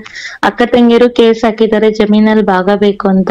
ಈ ಕಡೆಗೆ ಹೆಂಡತಿ ಕಂಪ್ಲೇಂಟ್ ಕೊಟ್ಟು ಅವಳು 15 ಲಕ್ಷಕ್ಕೇನೋ ಸೆಟ್ಲ್ಮೆಂಟ್ ಆಯ್ತು. ಇವ್ರ ಹತ್ರ 10 ರೂಪಾಯಿ ಕೊಡಕ್ಕೂ ದುಡ್ಡಿಲ್ಲ ಸರ್. ಈ ಕಡೆಗೆ ಅಮ್ಮನ ಪರಿಸ್ಥಿತಿ ನೋಡಿರಿ ಹಿಂಗೆ. ಯಪ್ಪ ಮೈಂಡ್ ಬ್ಲಾಂಕ್ ಆಗಿ ಒಂದೊಂದ್ ಟೈಮ್ ಹುಚ್ಚನ್ ತರ ಮಾತಾಡ್ತಾರೆ. ಯಾರು? ನಮ್ಮ ಯಜಮಾನ್ರು. ಅವಳನ್ನು ಕಟ್ಕೊಂಡ್ ಹಂಗಾಯ್ತು, ನಿನ್ನಂಗ್ ಕಟ್ಕೊಂಡ್ ಹಿಂಗಾಯ್ತು, ನಂಗೆ ಯಾರು ಬೇಡ, ನಮ್ ಬದುಕದೇ ಬೇಡ, ಹಂಗೆ ಹಿಂಗೆ ಅಂತ ಏನೇನೋ ಮಾತಾಡ್ತಾರೆ ಸರ್. ಅದಕ್ಕೆ ನಾನು ಏನು ಕೇಳಲ್ಲ, ನಾನೇನು ಮಾತಾಡಲ್ಲ. ಅವ್ರ ಅನುಮಾನ ಪಟ್ಟಿದ್ಕೋ ಗೊತ್ತೋ ಗೊತ್ತಿಲ್ದ ನನ್ನಿಂದಲೂ ತಪ್ಪಾಗಿದೆ. ಅವ್ರು ಹೇಳ್ದಲ್ಲೇ ತಪ್ಪು ಮಾಡಿರೋ, ನನ್ನ ಪರಿಸ್ಥಿತಿ ಕಟ್ಬಿಟ್ಟು ತಪ್ಪು ಮಾಡಿದೀನಿ. ಅವ್ರ ಹತ್ರ ನಾನು ಒಂದ್ ಸಿಂಗಲ್ ರೂಪಾಯಿನ ಏನು ಕೇಳಲ್ಲ ಸರ್. ನಾನ್ ದುಡಿತೀನಿ, ನನ್ ಮಕ್ಳಿಗೆ ಏನು ಕೊಡ್ಬೇಕಾ ಕೊಡ್ತೀನಿ, ಅಪ್ಪ ಅಮ್ಮನ್ ನೋಡ್ಕೊತೀನಿ, ಊರಿಗೆ ಹೋಗ್ತೀನಿ, ಬರ್ತೀನಿ ಅಷ್ಟೇ. ಅದು ಇವಾಗ ನಂಗೆ ಅನುಮಾನ ಸ್ಟಾರ್ಟ್ ಆಗಿರೋದಕ್ಕೆ ಹೋದ್ ವಾರದಿಂದ ಕಾಲ್ ಮಾಡ್ತಾ ಇದೀನಿ, ಕೇಳ್ಬೇಕು ಏನಪ್ಪ ಇದಕ್ ಪರಿಹಾರ. ನನ್ ಮಕ್ಳಿಗೆ ಸತ್ಯ ಗೊತ್ತಾದ್ರೆ ನನ್ನನ್ನೇ ದೂರ ಮಾಡಿ ನಾನು ಇಷ್ಟೆಲ್ಲ ಕಷ್ಟ ಬಿದ್ದಿದ್ಕೂನು ಪ್ರೈಸ್ ನಿಲ್ದಂಗ ಆಗುತ್ತಲ್ಲ ಅಂತ ಚಿಂತೆ ಸ್ಟಾರ್ಟ್ ಆಗ್ಬಿಟ್ಟೈತೆ ಸರ್ ಇವಾಗ. ಏನ್ ಕಷ್ಟ ಬಿದ್ದೆ? ಸರ್, ನನ್ನ 2ನೇ ಮಗು ಪ್ರೆಗ್ನೆಂಟ್ ಅಲ್ಲಿ ನನಗೆ ತುಂಬಾ ಪ್ರಾಬ್ಲಮ್ ಆಗಿ ನನ್ ಬದುಕ್ ಬಂದಿರೋದೇ ಒಂದ್ ಪವಾಡ ಸರ್. ಆಯ್ತು ತಾಯಿ, ನಾನು ಅದನ್ನು ಗೌರವಿಸ್ತೀನಿ. ಬಟ್ 2ನೇ ಮಗು ವಿಚಾರ ಧೈರ್ಯವಾಗಿ ಹೇಳ್ಕೊಳ್ಳುವಷ್ಟು ಧರ್ಮದ್ದ ಅದು? ಧರ್ಮದಲ್ಲ ಸರ್, ಆದ್ರೆ ತಪ್ಪಾಗಿದೆ ಸರ್. ನೀನೆಷ್ಟು ಏನು ತಪ್ಪಾಗಿದೆ 4 ಅಕ್ಷರದಲ್ಲಿ ಮುಗಿಸ್ತಾ ಇದೆಯಲ್ಲವ ಅದನ್ನ? ಮುಗಿಸ್ತಾ ಇಲ್ಲ ಸರ್, ನಾನು ಪ್ರತಿದಿನ ಅದಕ್ಕೋಸ್ಕರ ಪಶ್ಚಾತ್ತಾಪ ಪಡ್ತೀನಿ. ಏನು ಅರಿಯದ್ ಕಂದನ್ ನಾನ್ಯಾಕ್ ದೂಷಣೆ ಮಾಡ್ಲಿ ಸರ್? ಆ ಮಗುಗ್ ನಾನ್ಯಾಕ್ ನರಕ ಕೊಡ್ಲಿ? ಮಗುವಿನ ಬಗ್ಗೆ ಮಾತಾಡ್ತಿಲ್ಲವ? ನನ್ನಿಂದ ಆಗಿದೆ ಸರ್. ನಿನ್ನ ಜೀವನದಲ್ಲಿ ನಿನ್ನ ಅತ್ತೆ, ನಿನ್ನ ಗಂಡ ಇವರ ಬಗ್ಗೆ ಸಲ್ಲಿಸಬಹುದಾದ ದೂರಿನ 100ರಷ್ಟು ದೊಡ್ಡ ತಪ್ಪು ನಿನ್ನ ಹತ್ರ ಇದೆಯಲ್ಲೋ? ಹೌದು ಸರ್, ಅದಕ್ಕೆ ನನ್ನ ಅವ್ರ ಹತ್ರ ಏನು ಕೇಳಕ್ ಪರಪುರುಷನ ವೀರ್ಯದಲ್ಲಿ ಜನಿಸಿದ ಒಂದು ಮಗು ಈ ಮನೆಯ ಹೆಸರು ಹೇಳ್ಕೊಂಡು ಬದುಕುತ್ತಾ ಅಥವಾ ಇಲ್ಲಿ ಇದೆ ಅಥವಾ ಇಲ್ಲಿ ಮಗುವಿನ ವಿಚಾರ ಯಾವುದೂ ಇಲ್ಲ. ಅದೊಂದು ಅಥವಾ ನಾನು ಅದನ್ನು ಗೌರವಿಸ್ತೀನಿ, ಅದೊಂದು ದೇವರ ಸ್ವರೂಪ ಅಂತ ಭಾವಿಸೋಣ. ನಿಮ್ಮ ವಿಚಾರಕ್ಕೆ ನಾವು ಅದನ್ನ ತರೋದಿಲ್ಲ. ಆದ್ರೆ ಅತ್ತೆ ಗಂಡ ಇವರೆಲ್ಲ ಹೀಗೆ ವರ್ತಿಸ್ತಿರೋದು ನೀನು ನನಗೆ ಹೇಳ್ತಾ ಇದೀಯಾ. ಬಟ್ ಇದಕ್ಕಿಂತ ಬಹಳ ಅತಿ ದೊಡ್ಡವಾದ ಸತ್ಯವನ್ನು ಮುಚ್ಚಿಟ್ಟು ನೀನು ಬದುಕ್ತಾ ಇದೆಯಲ್ಲ. ಈ ಕರ್ಮಗಳು ಅತ್ತೆಯ ರೂಪದಲ್ಲಿ, ಗಂಡನ ರೂಪದಲ್ಲಿ, ನಾಳೆ ನಿನ್ನ ಮಗನ ಮತ್ತೆ ಅವನ್ ತಿರುಗಿ ಬೀಳೋ ರೂಪದಲ್ಲಿ, ಇವು ಬೇರೆ ಏನೂ ಅಲ್ಲ. ನೀನೇ ಮಾಡಿದ, ನೀನೇ ಮುಚ್ಚಿಟ್ಟ ಕೆಲವು ವಿಚಾರಗಳು ಆ ರೂಪದಲ್ಲಿ ನಿನಗೆ ತೀರಿಸ್ಕೊಳ್ತವೆ, ಬೇರೇನೂ ಅಲ್ಲ ಇವು. ಅಂಡ್ ಈತ ಯಾರು? ಒಂದು ಮಗು ಹುಟ್ಟಿಸಿ ನಾನ್ ನೋಡ್ಕೊಳ್ತೀನಿ, ನಾನಿರ್ತೀನಿ, ಅದೇ ನಾನ್ ಡೈವರ್ಸ್ ಇಲ್ದೆ ಅವನ್ ಹೆಂಗೆ ಅವಳ ಅತ್ತೆ ಮಗಳಿಂದ ಹೋದ ಅಂತ ನೀನು ಮೊದಲನೇ ಗಂಡನಿಗೆ ಹೇಳೋದಾದ್ರೆ ನೀನ್ ಹೆಂಗ್ ಹೋದೆ ಇಲ್ಲಿ? ಅದಕ್ಕೆ ಸರ್ ನಾನೇನು ಮಾತಾಡೋದು. ಯಾವುದೇ ಪರಿಸ್ಥಿತಿ ಬರ್ಲವಾ, ಪರಸ್ಪರ ದೇಹವನ್ನ ಯಾವುದೋ ಪರಿಸ್ಥಿತಿಯಲ್ಲಿ ಬಲವಂತವಾಗಿ ಒಬ್ಬ ಪುರುಷನಿಗೆ ಅರ್ಪಿಸಿದವರಿದ್ದಾರೆ. ಆದ್ರೆ ಒಂದು ಮಗು ಮಾಡ್ಕೊಳ್ಳೋ ಮಟ್ಟಿಗೆ ಮತ್ತೆ ಅದಕ್ಕೆ ಬಾಣಿತನ ಮಾಡೋ ಧೈರ್ಯದ ಮಟ್ಟಿಗೆ ಒಂದು ಹೋದಾಗ ಎಂಥ ದೊಡ್ಡ ಅದು ಒಂದು ಇಡೀ ಕಟ್ಟುಪಾಡನ್ನ ಮೀರಿ ಆಯಿತು, ಈಗ ನೀನು ಒಪ್ಕೊಳ್ತಾ ಇದ್ದೀನಿ, ನಾನು ನಿನಗೆ ಅದು ನೋವು ಕೊಡ್ಲಿಕ್ಕೆ ಇಷ್ಟಪಡಲ್ಲ, ಆದರೆ ಆ ವಿಚಾರ ಏನಿದೆಯಲ್ಲವ ಅದು ಅಲ್ಲಿಗೆ ನಿಂತಿಲ್ಲ, ನೀವು ಅದನ್ನು ನಿಲ್ಲಿಸ್ಬೋದು, ಬಟ್ ಅದು ಮುಂದುವರಿಲಿಕ್ಕೆ ಅದಕ್ಕೆ ರೆಕ್ಕೆ ಪುಕ್ಕಗಳು ಈಗಾಗಲೇ ಬಂದಿದ್ದಾವೆ. ಅದೇ ನಾಳೆ ನಿನ್ನ ಮಗನ ರೂಪದಲ್ಲೂ ಇನ್ಯಾವುದೋ ರೂಪದಲ್ಲೂ ಮತ್ತು ವಾಪಸ್ ಹೊಡೆಯುತ್ತಷ್ಟೇ. ಈಗ ನೀನೇನು ಪ್ರಶ್ನೆ ಕೇಳಲಿಕ್ಕೆ ಬಂದಿ ನನಗೆ ಗೊತ್ತು. ಈಗ ಈತ ಏನು ದೇವ್ರ ಮುಂದೆ ಪ್ರಮಾಣ ಮಾಡ್ದ, ಮತ್ತೆ ಆತ ಹೇಳ್ತಿದ್ದಾನೆ ನಾನು ಇನ್ನೊಂದು ಯಾವುದೇ ಮದುವೆ ಆದ್ರೂ ನಿನ್ನನ್ನು ಸೈಡಲ್ಲಿ ಇಟ್ಕೊಂಡಿರ್ತೀನಿ ಅಂತ. ಇದೊಂದು ಬದುಕ? ಇದು ಸೈಡಲ್ಲಿ ಇಟ್ಕೊಂಡಿರ್ತೀನಿ. ಆ ಹೆಣ್ಣಿಗೆ ಯಾರು ಆ ಹೆಣ್ಣು ಮೊದಲನೇ, ಈಗ ಎರಡನೇ ಗಂಡನ ವಿಚಾರ, ಅವನಿಗೆ ಆಲ್ರೆಡಿ ಮದುವೆ ಆಗಿತ್ತು, ಹೆಂಡತಿ ಇದ್ಲು, ಫೈನ್. ಈತ ಮುಚ್ಚಿಟ್ಟು ಮದುವೆ ಆದ್ರೆ ಅದು ಅವ್ರ ಹೆಂಡತಿ ತಪ್ಪ? ಇಲ್ಲ, ನಾನು ಅವ್ರ ಬಗ್ಗೆ ನಾನೇನು ಮಾತಾಡಲ್ಲ ಅಂತ ಹೇಳಿದೆ ಸರ್. ಕೇಳಿಸ್ಕೊಳಬ್ಬ, ಅವನ ಹೆಂಡತಿ ಬೇರೆಯವನಿಂದ ಹೋಗಿದ್ಲೋ ಎಲ್ಲಿ ಹೋಗಿದ್ಲೋ, ಆದ್ರೆ ಅದನ್ನ ಅವ್ರ ಸಂಘರ್ಷ ಅಂತ್ಯ ಮಾಡ್ಕೊಳ್ಲಿಕ್ಕೆ ಅದ್ರದ್ದು ನೀತಿ ನಿಯಮ ಇದೆ ಅಲ್ವಾ? ಹೌದು. ಆಯ್ತು, ನಿನಗ್ ಗೊತ್ತಿರ್ಲಿಲ್ಲ, ಮೋಸ ಮಾಡ್ದ, ಆಯ್ತು. ಮೂರನೇದಕ್ಕೆ ಏನ್ ಹೇಳ್ತೀಯ? ಗೊತ್ತಾಗದೆ ಆಗು ಹೋಯ್ತು ಅಂತ. ಆದ್ರೆ ಒಂದರ್ಥ ಮಾಡ್ಕೋ ತಾಯಿ, ನಿನ್ನ ಮಕ್ಕಳನ್ನ ಈತ ತನ್ನ ಮಕ್ಕಳು ಅಂತ ಎಲ್ಲಿವರೆಗೂ ನೋಡ್ಕೊಳ್ಬಹುದು ಅಂದ್ರೆ ಅವನದೇ ಒಂದು ಸಂಸಾರ ಅವನ ಎದೆ ಎತ್ತರಕ್ಕೆ ಬಂದು ಅವನ ಮೇಲೆ ಬೀಳೋ ಅಂತಕ್ ಬರೋವರೆಗೂ ನಿನ್ನ ಕಡೆ ಅವನ್ ಗಮನ ಕೊಡ್ಬೋದು. ಅರ್ಥ ಆಯ್ತಲ್ಲ? ಆದ್ರೆ ಅವನು ಒಂದು ಬೇರೆ ಮದ್ವೆ ಆಗೋದು ಹೌದಲ್ಲ? ಅದೇ ಸರ್ ಪ್ರಾಬ್ಲಮ್. ಅದು ಅವನ್ಗೆ ಮದ್ವೆ ಎಂಗೇಜ್ಮೆಂಟ್ ಆಗಿ ಮದ್ವೆ ಡೇಟ್ ಎಲ್ಲ ಸೆಟ್ ಆಗಿ ಆ ಹುಡ್ಗಿ ಅದೇನ್ ಬಂತ ಅವ್ರಿಬ್ರು ನಡುವೆ ನಂಗೆ ಗೊತ್ತಿಲ್ಲ, ಬೇರೆಯವ್ರನ್ನ ಕರ್ಕೊಂಡ್ ಓಡೋಗಿದ್ಕೆ ನೀನೇ ಮಾಟ ಮಂತ್ರ ಮಾಡಿ ಕಳ್ಸಿದ್ಜ ನನ್ನನ್ ಬಿಟ್ಟು ಹೋಗ್ಬಾರ್ದು ಅಂತ. ಅವನಿಗೆ ಎಷ್ಟು ಅಶ್ಲೀಲವಾಗಿ ಬೈತಾನೆ ಅಂದ್ರೆ, ನಿನಗೆ ಸ್ವಾಭಿಮಾನ ಅಂತ ಇದ್ರೆ ನೀನ್ ಅವನ ವಿರುದ್ಧ ತಿರುಗಿ ಬಿದ್ದು ಅವನಿಗೊಂದು ಪಾಠ ಕಲಿಸಬೇಕೆ ಹೊರತು ನೀನ್ ಈ ಕ್ಷಣನೂ ಹೇಳ್ತಾ ಇದೀಯ ನಾನು ಅವನ ಧ್ವನಿಯನ್ನ ಕೇಳಬೇಕು. ಸ್ವಾಭಿಮಾನ ಇರ್ಬೇಕವ. ಆಯ್ತು, ಈಗ ಆಗಿರೋ ತಪ್ಪು ಓಲಿ, ಗಂಡ ಅಷ್ಟೋ ಇಷ್ಟೋ ಎಂತವನು ಒಬ್ಬ ನೋಡ್ಕೊಳ್ತವನೆ. ಅತ್ತೆ ವಿಚಾರ ಬಿಡವ, ನಿನ್ನ ಮನೇಲಿ ಮಾತ್ರ ಅಲ್ಲ ಎಲ್ಲಾರ ಮನೇಲೂ ಇದೆ, ಹೌದಲ್ಲ? ಹೌದು ಸರ್. ನೀನ್ ಅಂದ್ಕೋ, ನಾನಿಲ್ಲಿ ಮಾಡಿರೋ ಎಕ್ಸ್ಟ್ರಾ ತಪ್ಪೇನಿದೆಯಲ್ಲ ಆ ಪಾಪ ಅತ್ತೆಯ ದೇಹದೊಳಗಡೆ ಸೇರಿ ನನಗೆ ಕಾಟ ಕೊಡ್ತಾ ಇದೆ. ಆಯ್ತು, ಅದನ್ನ ಸೈಡ್ಗಿಡು.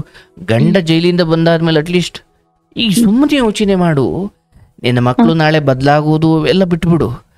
ಗಂಡನಿಗೆ ಅಂತ ಒಬ್ಬ ದುಷ್ಟ ಸ್ವಭಾವದ ಇರ್ತಕ್ಕಂಥವನಿಗೆ ಅಥವಾ ದುಷ್ಟ ಸ್ವಭಾವ ಇದ್ದಂತ ವ್ಯಕ್ತಿತ್ವದವನಿಗೆ ಇದು ಗೊತ್ತಾದ್ರೆ ಏನಾಗಬಹುದಲ್ವಾ? ಹೌದು ಸರ್. ನಾಳೆ ಮಕ್ಕಳು ಬಿಟ್ಬಿಡು, ಅದು ಅವ್ರು ಬದಲಾಗ್ತಾರ ಮತ್ ನಿನಗೆ ತಿರುಗಿ ಬೀಳ್ತಾರ, ಅದು ಬಿಟ್ಬಿಡು. ಈಗ ಇವನನ್ನ ಕಾಲಲ್ಲಿ ಒದ್ದು ಎಂತ ನೀಚನೋ ನೀನು. ಒಂದು ಮಗು ಕೊಟ್ಟು ನಾನು ಇನ್ನೊಂದು ಮದುವೆ ಆಗ್ತೀನಿ ಅನ್ನೋ ಮಟ್ಟಕ್ಕೆ ಹೋಗಿರೋ ನೀನು, ಅದು ನೀನು ಮದುವೆ ಆದ್ಮೇಲೂ ನಿನ್ನನ್ನು ಜೊತೆಲಿ ಇಟ್ಕೊಳ್ತೀನಿ. ಅರೆ ನಾನೇನು ವೇಶ್ಯೇನಾ? ಹೋಗೋ, ಸ್ವಾಭಿಮಾನ ಮುಖ್ಯ. ನನ್ನ ಗಂಡನ ಪಾದ ತೊಳೆದು ಅವನ ಸೇವೆ ಮಾಡಾದ್ರೂ ನಾನು ಬದುಕ್ತೀನಿ, ನಿನಗಿಂತ ಇವನ್ 100 ಪಟ್ಟು ಮೇಲು. ಆದ್ರೆ ಅವ್ರು ಏನು ಗೊತ್ತಿಲ್ಲ ಸರ್, ಅವ್ರ ಊರು ಅವ್ರ ಅಮ್ಮನ ಬಿಟ್ಟು ಬರಲ್ಲ ಸರ್, ಅದೇ ನನಗೆ ಮೇನ್ ತಲೆನೋವಾಗಿರೋದು. ಸರಿನವ, ಅಮ್ಮನ್ ಬಿಟ್ಟು ಬರಲ್ಲ. ಅದು ಈಗ ಈತನ ಬಿಟ್ರೆ ಬೇರೆ ಮಕ್ಳಿದ್ದಾರ ಅವ್ರಿಗೆ? ಇದಾರೆ ಸರ್. ಆಯ್ತು, ಇರ್ಲಿ, ಇಲ್ದಲೇ ಇರ್ಲಿ. ಈತ ನಿನ್ನನ್ನ ಸ್ವಲ್ಪ ದೂರ ಇಟ್ಟು ಅವ್ರ ಅಮ್ಮನ್ ನೋಡ್ಕೊಳ್ತಿದ್ದಾನೆ, ನಿನಗೂ ನಿನ್ನ ಮಕ್ಕಳನ್ನ ನೋಡ್ಕೊಂಡು ಬೆಳೆಸೋ ಶಕ್ತಿ ಇದೆ, ಮಾಡ್ತಾ ಇದೀಯವ. ನಿನ್ನ ಕೇಳಿಸ್ಕೊ, ನಿನ್ನ ಅತ್ತೆ ಗಂಡ, ನಿನ್ನ ಅತ್ತೆ ನಡುವೆ ನಿನ್ನ ನಡುವೆ ಗಂಡನ ನಡುವೆ ಇದಿಷ್ಟಕ್ಕೆ ಇದ್ದಿದ್ರೆ ಭಗವಂತ ನಿನಗೆ ಇಷ್ಟೊತ್ತಿ ದಾರಿ ತೋರಿಸಿರು, ನೀನ್ ಎಕ್ಸ್ಟ್ರಾ ಬೇರೆ ಮಾಡ್ಕೊಂಡಿದೀಯಲ್ಲ. ಅಂದ್ರೆ ಸಮಸ್ಯೆಯನ್ನು ವಿಸ್ತರಿಸಿಕೊಂಡಿದ್ದೇ ಹೊರತು ಪರಿಹರಿಸಿಕೊಂಡಿಲ್ಲ. ಇದು ಯಾವುದೇ ರೀತಿಯಲ್ಲೂ ಈ ಮೂರನೇದು ಪರಿಹಾರ ಅಲ್ಲ, ಅದೊಂದು ಸಮಸ್ಯೆಯ ಇನ್ನೊಂದು ರೂಪವೇ ಹೊರತು ಅದು ಪರಿಹಾರ ಅಲ್ಲ. ನಾನು ಹೇಳ್ತೀನಿ, ನೀನು ಮಕ್ಕಳ ವಿಚಾರ ಬಿಡು, ಅದು ತಿರುಗಿ ಬೀಳೋದು ಅದೆಲ್ಲ ಆಮೇಲೆ. ಇಲ್ಲಿ ಈಗ ಗಂಡ ಗೌರವಾನ್ವಿತವಾಗಿ ಏನೋ ಬದಲಾಗ್ತಿದ್ದಾನೆ, ಸರಿ ಹೋಗ್ತಿದ್ದಾನೆ, ಬಂದು ಹೋಗ್ತಿದ್ದಾನೆ, ಅಥವಾ ಏನೋ ಚಿಕ್ಕದಾಗಿ ಏನೋ ಒಂದು ಒಳ್ಳೇದಾಗ್ತಾ ಇದೆ. ನೀನು ಯಾವುದೇ ಕಾರಣಕ್ಕೂ ಯಾವುದೇ ಎಷ್ಟೇ ವರ್ಷಕ್ಕಾದರೂ ಕೂಡ ಈ ಮೂರನೆಯವನ ಬದುಕಲ್ಲಿ ನೀನೊಂದು ಕೇವಲ ಭೋಗದ ವಸ್ತು. ನಾಳೆ ಒಂದು ದಿನ ನೀನು ಅವನ ಸಂಸಾರ ಕಡ್ಡಿ ಬರ್ತೀಯ ಅಂದ್ರೆ ನಿನ್ನ ಪ್ರಾಣವನ್ನು ತೆಗೆಯೋದಿಕ್ಕೂ ಅಥವಾ ನಿನ್ನ ಮಕ್ಕಳ ಪ್ರಾಣವನ್ನು ತೆಗೆಯೋದಿಕ್ಕೂ ಅವನು ಎಸೋದಿಲ್ಲ. ಕೇಳಿಸ್ತದವಾ? ನೀನು ಇದನ್ನ ಇಲ್ಲಿಗೆ ಬಿಟ್ಟು ನಿನ್ನ ಪಾಡಿಗೆ ನಿನ್ನ ಗಂಡ, ನಿನ್ನ ಕೆಲಸ, ನಿನ್ನ ಮಕ್ಕಳು, ನಿನ್ನ ಅತ್ತೆ, ನಿಮ್ಮ ನಡುವೆ ಅದು ಎಲ್ಲರ ಮನೇಲೂ ಇದ್ದಾವವ, ನಿನ್ನ ಮನೇಲಿ ಮಾತ್ರ ಅಲ್ಲ. ಬಟ್ ಈ ಮೂರನೇವು ನೀನಿದ್ದಾನೆ, ಈಗ ಮಾಡಿರೋ ಪಾಪವೇ ನೀನು ಕಂಕ್ಲಲ್ಲಿ ಹೊತ್ಕೊಂಡು ಓಡಾಡ್ತಿದ್ದೀಯಾ. ಇನ್ನೂ ಮುಂದುವರಿಬೇಡ. ಅದು ನಿನ್ನ ಬದುಕಿನ ಸಂತೋಷವನ್ನು ಹಾಳು ಮಾಡ್ಲಿಕ್ಕೆ ಬಂದಿರತಕ್ಕಂಥದ್ದು. ಅವನು ಇನ್ನೊಂದು ಮದುವೆ ಆಗ್ತಾನ, ಅವನು ಬಿಟ್ಟು ಹೋಗ್ತಾಳ, ಇದೇ ಅಲ್ಲ. ಅವ್ನು ನೋಡ್ಬೇಕಾದ್ ಇನ್ನೂ ಇದೆ. ಈಗ ಶುರುವಿನಲ್ಲೇ ಎಂಗೇಜ್ಮೆಂಟ್ ಆಗಿದ್ ಬಿಟ್ಟು ಹೋದ್ಲಲ್ವಾ? ಸರ್ ಬಿಟ್ಟು ಹೋದು. ಒಂದ್ ಸೆಕೆಂಡ್ ಸರ್, ನನ್ ಕಾಂಟ್ಯಾಕ್ಟ್ ಇಂದ ನಾನ್ ಬೆಂಗಳೂರಿಗೆ ಬಂದ್ 7 ತಿಂಗಳಾಯ್ತು. ನಾನ್ ಬೇರೆ ಏರಿಯಾ ಮನೆ ಮಾಡ್ಕೊಂಡು ಸಪ್ರೇಟ್ ಇದೀನಿ. ನಾನು ಅವನೊಂದು ದಿನಾನು ಮೀಟ್ ಮಾಡಿಲ್ಲ ಸರ್. ಅವನೇ ನಂಬರ್ ಎಲ್ಲ ಬ್ಲಾಕ್ ಮಾಡ್ಕೊಂಡಿದ್ದಾನೆ ಸರ್. ನಂಬರ್, ವಾಟ್ಸ್ಆಪ್, ಕೆಲಸ ಮಾಡೋ ಜಾಗ ಒಂದೇನಾ? ಇಲ್ಲ ಸರ್, ಬೇರೆ ಬೇರೆ. ನಾನ್ ಬೇರೆ ಕಡೆ. ಒಳ್ಳೇದೇ ಆಯ್ತು. ಈಗ ಏನು ಮೂರನೇವನಿಂದ ಆದ ಅನಾಹುತ ಮತ್ತೆ ಅದು ನಿನ್ನ ಮನೆ ಒಳಗಡೆ ಬೆಳೀತಾ ಇದೆಯಲ್ಲವಾ, ಅದಕ್ಕೆ ಯಾವುದೇ ಪಾಪದ ಲೇಪನ ಇಲ್ಲ.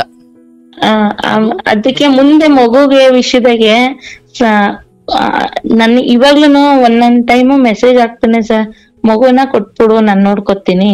ನಾನ್ ಆ ಮಗುಗೋಸ್ಕರ ನನ್ ಜೀವ ಹೋಗಿ ವಾಪಸ್ ಬಂದೈತೆ ಸರ್.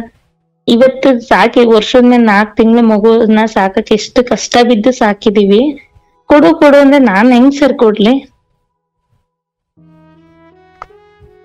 ಹಲೋ, ಕೊಡು ಅಂದ್ರೆ ನಾನ್ ಹೆಂಗ್ ಸರ್ ಕೊಡ್ಲಿ?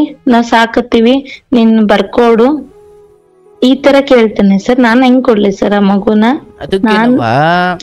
ಶಾಲೆಗೆ ನೀನು ಅಡ್ಮಿಷನ್ ಆಗಿ ಶಾಲೆಯಲ್ಲಿ ಕೂತು ಪಾಠ ಕೇಳಿ ನೀನೊಬ್ಬ ವಿದ್ಯಾರ್ಥಿ ಅನ್ನಿಸ್ಕೊಂಡಾಗ ನಿನಗೆ ಹಾಲ್ ಟಿಕೆಟ್ ಕೊಟ್ಟು ಎಕ್ಸಾಮ್ ಹಾಲಿ ಕೂರಿಸ್ತಾರೆ. ಸುಮ್ಮನೆ ನೀನು ಏನು ಶಾಲೆಗೆ ಅಡ್ಮಿಷನ್ ಆಗಿಲ್ಲ, ಫೀಸ್ ಕಟ್ಟಿಲ್ಲ, ಕ್ಲಾಸಲ್ಲಿ ಪಾಠ ಕೇಳಿಲ್ಲ, ನೀನು ಮನೇಲೇ ಓದ್ಕೊಂಡ್ಬಿಟ್ಟು ನಾನು ಬಂದು ಎಕ್ಸಾಮ್ ಬರ್ತೀನಿ ಅಂದ್ರೆ ನೀನು ಶಾಲೆಗೆ ಒಬ್ಬ ವಿದ್ಯಾರ್ಥಿ ಆಗಿದ್ರೆ ಎಕ್ಸಾಮ್ ಅಲ್ಲಿ ಕೂರಿಸ್ಬೋದು. ನೀನು ಸುಮ್ಮನೆ ಮನೇಲಿ ಎಷ್ಟು ಬೇಕಷ್ಟು ಓದ್ಕೊಂಡ್ಬಿಟ್ಟು ಎಕ್ಸಾಮಿಗೆ ಕೂರಿಸಿ ಡೈರೆಕ್ಟು ಅಂದರೆ ಎಲ್ಲೋ ಒಂದು ಮದುವೆ ಇಲ್ಲ, ಹಿರಿಯರ ಸಮ್ಮುಖ ಇಲ್ಲ, ಅದಕ್ಕೊಂದು ರೀತಿ ನೀತಿ ಇಲ್ಲ, ಸುಮ್ಮನೆ ಮಕ್ಕಳು ಮಾಡ್ಬಿಟ್ಟು ನನಗೆ ಕೊಡು ಅಂದರೆ ಅದಕ್ಕೊಂದು ಪ್ರೋಸೆಸ್ ಇದೆಯಲ್ಲವಾ? ಹೆಂಗ್ ಕೊಡ್ಲಿ ಅಂತ ಇಲ್ಲಿ ನಿನ್ನಲ್ಲಿ ಧರ್ಮನೇ ಇಲ್ಲ. ನಿನ್ನದು ಹೆಂಗ್ ಕೊಡ್ಲಿ ಅನ್ನೋದು ಮೂಲ ಅಲ್ಲ. ಒಬ್ಬ ತಾಯಿಯಾಗಿ ಏನೋ ಒಂದು ಕಾರಣಕ್ಕೆ ಕ್ಷಮಿಸ್ಬೋದು ಅಷ್ಟೇ, ಅದನ್ನ ಕೊಡೋದಲ್ಲ. ಅವನನ್ನ ಹತ್ರ ಬಿಟ್ಕೊಳೋದು. ನೀನು ಗಂಡ ನಿನಗೇನು ದ್ರೋಹ ಮಾಡ್ದ ಅದು ಅವನು ಅನುಭವಿಸ್ಕೊಳ್ತಾನವ. ಯಾರು? 2ನೇ ವ್ಯಕ್ತಿ ಬಗ್ಗೆ ಮಾತಾಡ್ತಿದ್ದೀನಿ. ಆದ್ರೆ ನಿನಗೆ ನಾನು ಕೇಳ್ಕೊಳ್ಳೋದವ, ದಯವಿಟ್ಟು ನಾಳೆ ನಿನ್ನ ಮಕ್ಕಳು ನಿನಗೆ ಬಡ್ದು ಬೈದು ನಿನ್ನನ್ನು ದೂರ ಇಡೋದು ಈ 3ನೇವನಿಂದ ಅಲ್ಲ. ನಿನ್ನ ಕತೆಗಳು ಇಲ್ಲಿಗೆ ನಿಲ್ಲದೆ ಮುಂದುವರೆದ್ರೆ ನಾಳೆ ನಿಂದು ಒಂದು ಬದುಕ ಅಂತ ಅವ್ರಿಗೆ 3ನೇವರಿಂದ ಗೊತ್ತಾಗಿ ನಿನ್ನನ್ನು ದೂರ ಇಡ್ತಾರೆ ಹೊರತು ಅವನಿಂದ ದೂರ ಇಡೋದಿಲ್ಲ. ಅರ್ಥ ಆಯ್ತಲ್ಲ? ಹೌದು, ನನ್ಗೆ ಭಯ ಒಂದೇ ಸರ್. ನಮ್ಮೂರ್ ನೋಡಿದಾನೆ, ನಾನ್ ನೋಡಿದ್ರೆ ಇಲ್ಲಿರ್ತೀನಿ. ಅಪ್ಪ ಅಮ್ಮ ಮಕ್ಳು ಮಾತ್ರ ನನ್ನ ಊರಲ್ಲಿರೋದು. ಆಗಲ್ಲ, ಯಾವಾಗ ಹೋಗಿ ಏನ್ ಇದ್ ಮಾಡ್ತಾನ ಅನ್ನೋದೊಂದ್ ಭಯ. ಆಮೇಲೆ ಆಗಲ್ಲವಾ? ಒಂದ್ ಅರ್ಥ ಮಾಡ್ಕೊ, ನೀನು ಎಲ್ಲಿಯವರೆಗೂ ನೀನು ಮುಂದೊಂದು ದಿನ ಗಂಡನಿಗೋ ಇನ್ಯಾರಿಗೂ ಗೊತ್ತಾದ್ರೂ ಕೂಡ, ನಾನು ಹೇಳೋದು ಅರ್ಥ ಮಾಡ್ಕೊ, ಗೊತ್ತಾದ್ರೂ ಕೂಡ ನೀನು ನಿನ್ನ ಬದುಕಲ್ಲಿ ಮಕ್ಕಳ ಕುರಿತಾಗಿ ಒಬ್ಬ ತಾಯಿಯಾಗಿ ನಿನ್ಗಿರೋ ಕರ್ತವ್ಯವನ್ನ ನೀನು ಬೇಜಾರು ಮಾಡ್ಕೊಂಡು ನಿಲ್ಲಿಸಬಾರ್ದು. ಇಲ್ಲ ಸರ್, ನನ್ ಮಕ್ಳ ಬಗ್ಗೆ ನಂಗೆ ಯಾವ್ದೇ ರೀತಿ ಬೇಜಾರಿಲ್ಲ ಸರ್. ಕಡೆಗೆ 2ನೇ ಗಂಡನು ಗೊತ್ತಾಗಿ ಬಿಟ್ಟು ಹೋದ್ರು, ಕಡೆಗೆ ಎಲ್ಲರೂ ನೀನನ್ನು ಬಿಟ್ಟು ಹೋದ್ರು, ತಾಯಿಯಾಗಿ ನಿನ್ನ ಕರ್ತವ್ಯ ನೀನು ಮಾಡ್ಲೇಬೇಕು. ಹೌದು ಸರ್, ನನ್ ಮಕ್ಳ ಬಗ್ಗೆ ಯಾವ್ದೇ ಬೇಜಾರಿಲ್ಲ ಸರ್. ಅದಕ್ಕೋಸ್ಕರನೇ 10 ತಿಂಗಳು ಮಗು ಬಿಟ್ಟು ನಮ್ ಮನೆ ಪರಿಸ್ಥಿತಿಗೋಸ್ಕರನೇ ನಾನ್ ಬೆಂಗಳೂರಿಗೆ ಬಂದಿದ್ದೆ ಸರ್. ಹಾಲ್ ಕುಡಿಯೋ ಮಗು ಬಿಟ್ಟು ಬಂದೆ. ನನ್ ಮಕ್ಳ ಬಗ್ಗೆ ಯಾವ್ದೇ ಬೇಜಾರಿಲ್ಲ ಸರ್. ಅಪ್ಪ ಅಮ್ಮನ ಬಗ್ಗೆನೂ ಯಾವ್ದೇ ಇದಿಲ್ಲ.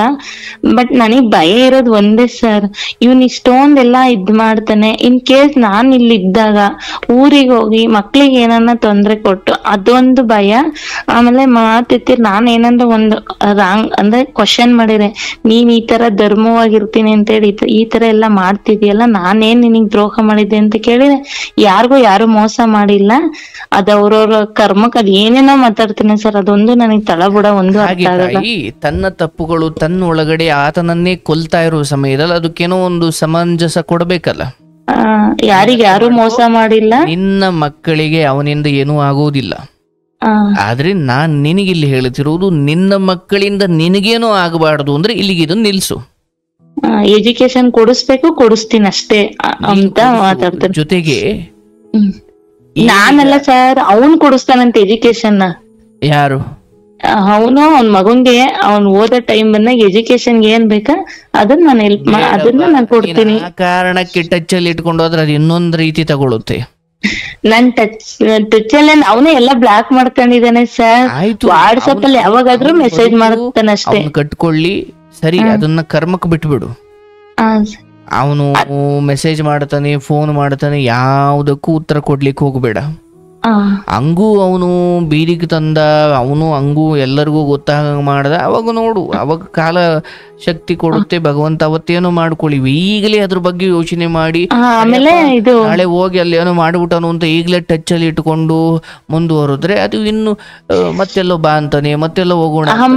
ಇದು ಆಮೇಲೆ ಅಪ್ಪ ಅಮ್ಮನ್ ಸಾಯಿಸ್ತೀನಿ ಅಂತಾನೆ ಸರ್, ಅಪ್ಪ ಅಮ್ಮನು ಮಕ್ಳನ್ನ ಸಾಯಿಸ್ತೀನಿ ಅಂತಾನೆ. ಅದು ನನಗೆ ಬಹಳ ಬೇಜಾರಾಗುತ್ತೆ ಸರ್. ನಾವಿಬ್ರು ಮಾಡ್ಕೊಂಡಿರೋ ತಪ್ಪು ನೋಡವಾ, ಆಗೋದನ್ನು ಯಾರೂ ತಡೆಯೋಕ್ಕಾಗಲ್ಲ. ಆದ್ರೆ ಒಂದು ನಿನ್ನ ಕಡೆಯಿಂದ ಅವತ್ತಂತೂ ಗಟ್ಟಿ ನಿರ್ಧಾರ ಮಾಡಿಲ್ಲ, ಇವಾಗಲಾದ್ರೂ ಮಾಡು. ನೀನ್ ಈಗಲಾದ್ರೂ ಧರ್ಮಕ್ಕೆ ನಿಲ್ಲು. ನಿನ್ನ ಗಂಡನನ್ನ ವಿಶ್ವಾಸಕ್ಕೆ ತಗೋ, ನಿನ್ನ ಗಂಡನನ್ನ ಸ್ವಲ್ಪ ಸರಿ ಮಾಡ್ಕೋ, ನಿನ್ನ ಗಂಡನಿಂದ ನೀನು ಅತ್ಯಂತ ಪ್ರೀತಿಯುತ ವಿಶ್ವಾಸವಾದ ಸಂಬಂಧವನ್ನ ಇಟ್ಕೋ. ಅತ್ತೆ ವಿಚಾರವನ್ನೇನೋ ಒಂಚೂರು ಸರಿ ಮಾಡ್ಕೊಳಕ್ ನೋಡು, ಮಕ್ಕಳನ್ನ ಅಲ್ಲಿ ಕಳಿಸೋ ಮೂಲಕ ಅಥವಾ ಏನೋ ಒಂದು ಮಾಡು. ಆದ್ರೆ ನೀನೇನೇ ಪ್ರಯತ್ನ ಮಾಡೋದಾದ್ರೂ ಗಂಡ ಏನಿದ್ದಾನೆ ಆತನ ಜೊತೆ ನೀನು ಇನ್ನಷ್ಟು ವಿಶ್ವಾಸ ಗಟ್ಟಿ ಮಾಡ್ಕೊಳ್ಬೇಕೆ ಹೊರತು ಈ ಮೂರನೇವನ ಜೊತೆ ನಾಳೆ ಆಗೋ ಅನಾಹುತ ತಪ್ಪಲಿ, ಅವನೇನೋ ಮಾಡ್ಬಿಟ್ಟವನು ಅಂತ ನೀನು ಇಲ್ಲಿ ಕಾಂಪ್ರಮೈಸ್ ಆಗಲಿಕ್ಕೆ ಹೋದ್ರೆ ಖಂಡಿತ ಅಂತದ್ದೇನೂ ಆಗುವುದಿಲ್ಲ. ಅವನಿಗೆ ಅಧರ್ಮಿ ಆಗಿರೋ ಅವನಿಗೆ ಇರೋದು ಅದೊಂದೇ ದಾರಿ, ಬ್ಲಾಕ್ ಮೇಲ್ ಮಾಡೋದು. ಯಾಕಂದ್ರೆ ಬ್ಲಾಕ್ ಮೇಲ್ ಮಾಡೋ ಅವಶ್ಯಕತೆ ಇರಲಿಲ್ಲ.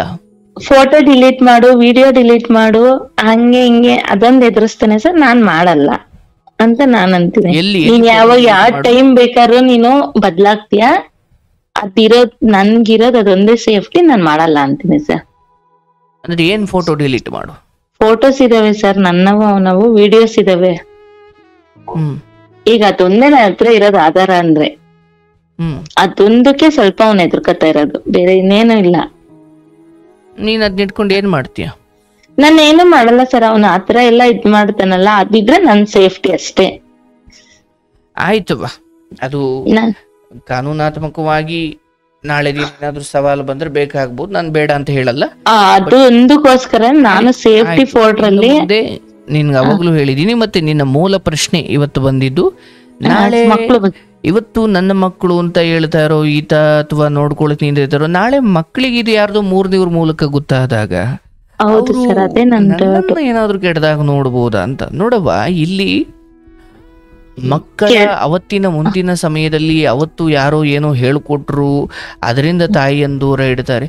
ಅವರಿಗೆ ನೀನು ಹೇಗೆ ಸಂಸ್ಕಾರವನ್ನ ಕೊಡಬೇಕು ಅಂದ್ರೆ, ಅಂಥದ್ದೇನೋ ಮೂರನೇವರಿಂದ ತಲೆಗೆ ಬಿದ್ದರೂ ಕೂಡ ಅವತ್ತೇನಾದ್ರೂ ನಡೆದಿರ್ಲಿ, ನಮಗದು ಬೇಡ, ನನ್ನ ತಾಯಿ ನನ್ನ ಕಷ್ಟಪಟ್ಟು ಸಾಕಿದ್ದಾಳೆ, ಆಕೆಯನ್ನು ನಾವು ನಡು ನೀರಲ್ಲಿ ಕೈ ಬಿಡಲ್ಲ ಅಂತ ಅವ್ರ ಬಾಯಿಂದ ಹಂಗ ಬರೋ ತರ ನೀನು ಅವ್ರಿಗೆ ಸಂಸ್ಕಾರ ಕೊಡಬೇಕು.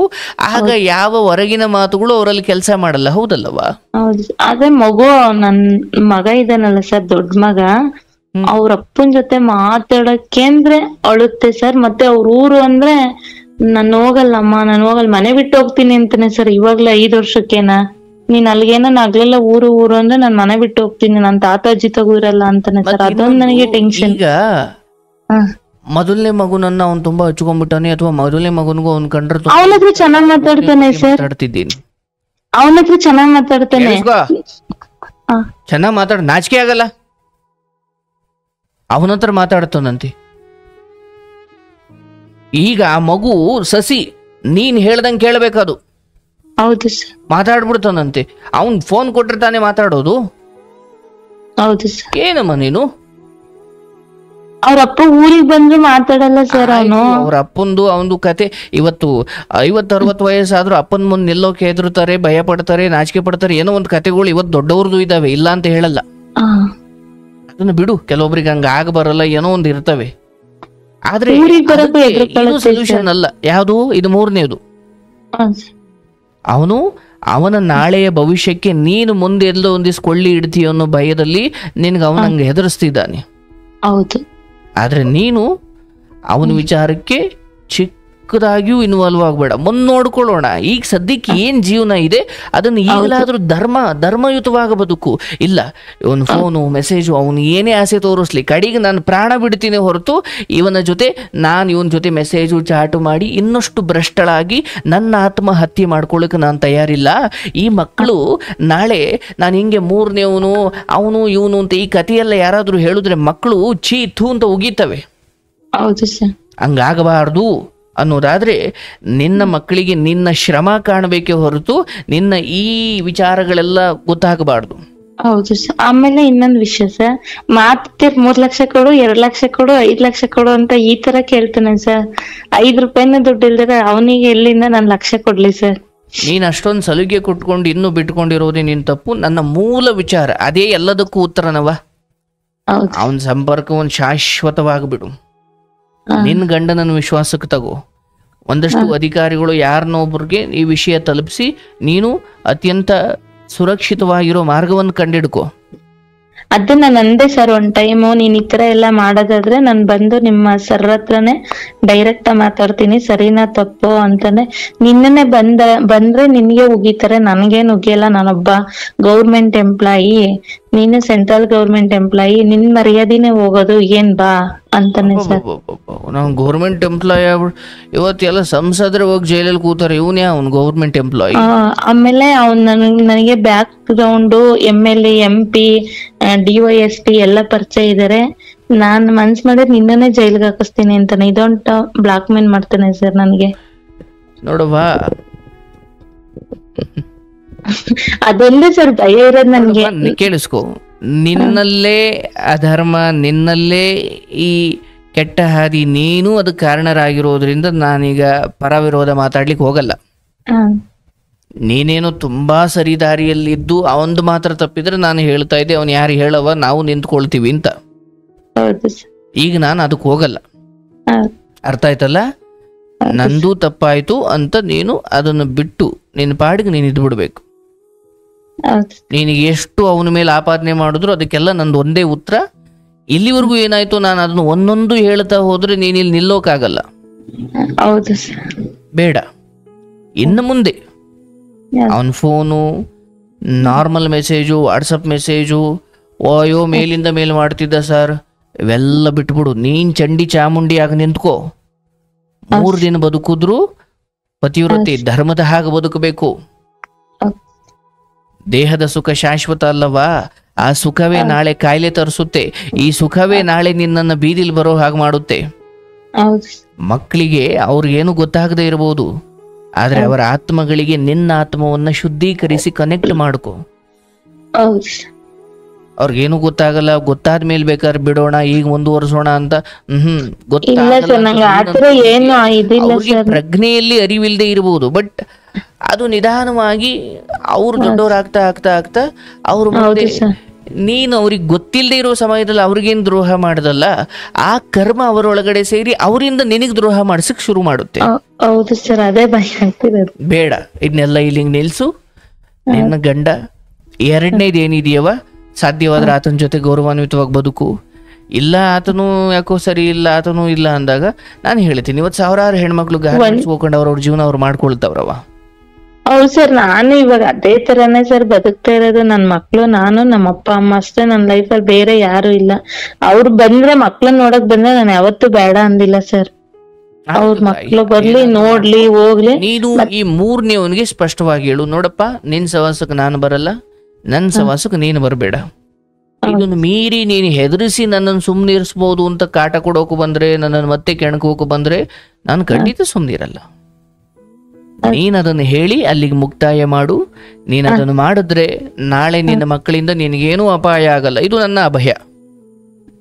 ಅಪಾಯ ಅಂದ್ರೆ ಅವ್ರು ನಿನ್ನನ್ನು ಕಡೆಗಣಿಸೋದಿಲ್ಲ ಅಂತ ಅಷ್ಟೇ. ಏನ್ ನಿನ್ನನ್ನು ಏನೋ ಮಾಡ್ತಾರೆ ಅಂತ ನಿನ್ನನ್ನು ಕಡೆಗಣಿಸಲ್ಲ. ನಿನ್ನ ತ್ಯಾಗಕ್ಕೆ, ನಿನ್ನ ಇವತ್ತಿನ ಕಷ್ಟಕ್ಕೆ ಬೆಲೆ ಸಿಗುತ್ತೆ.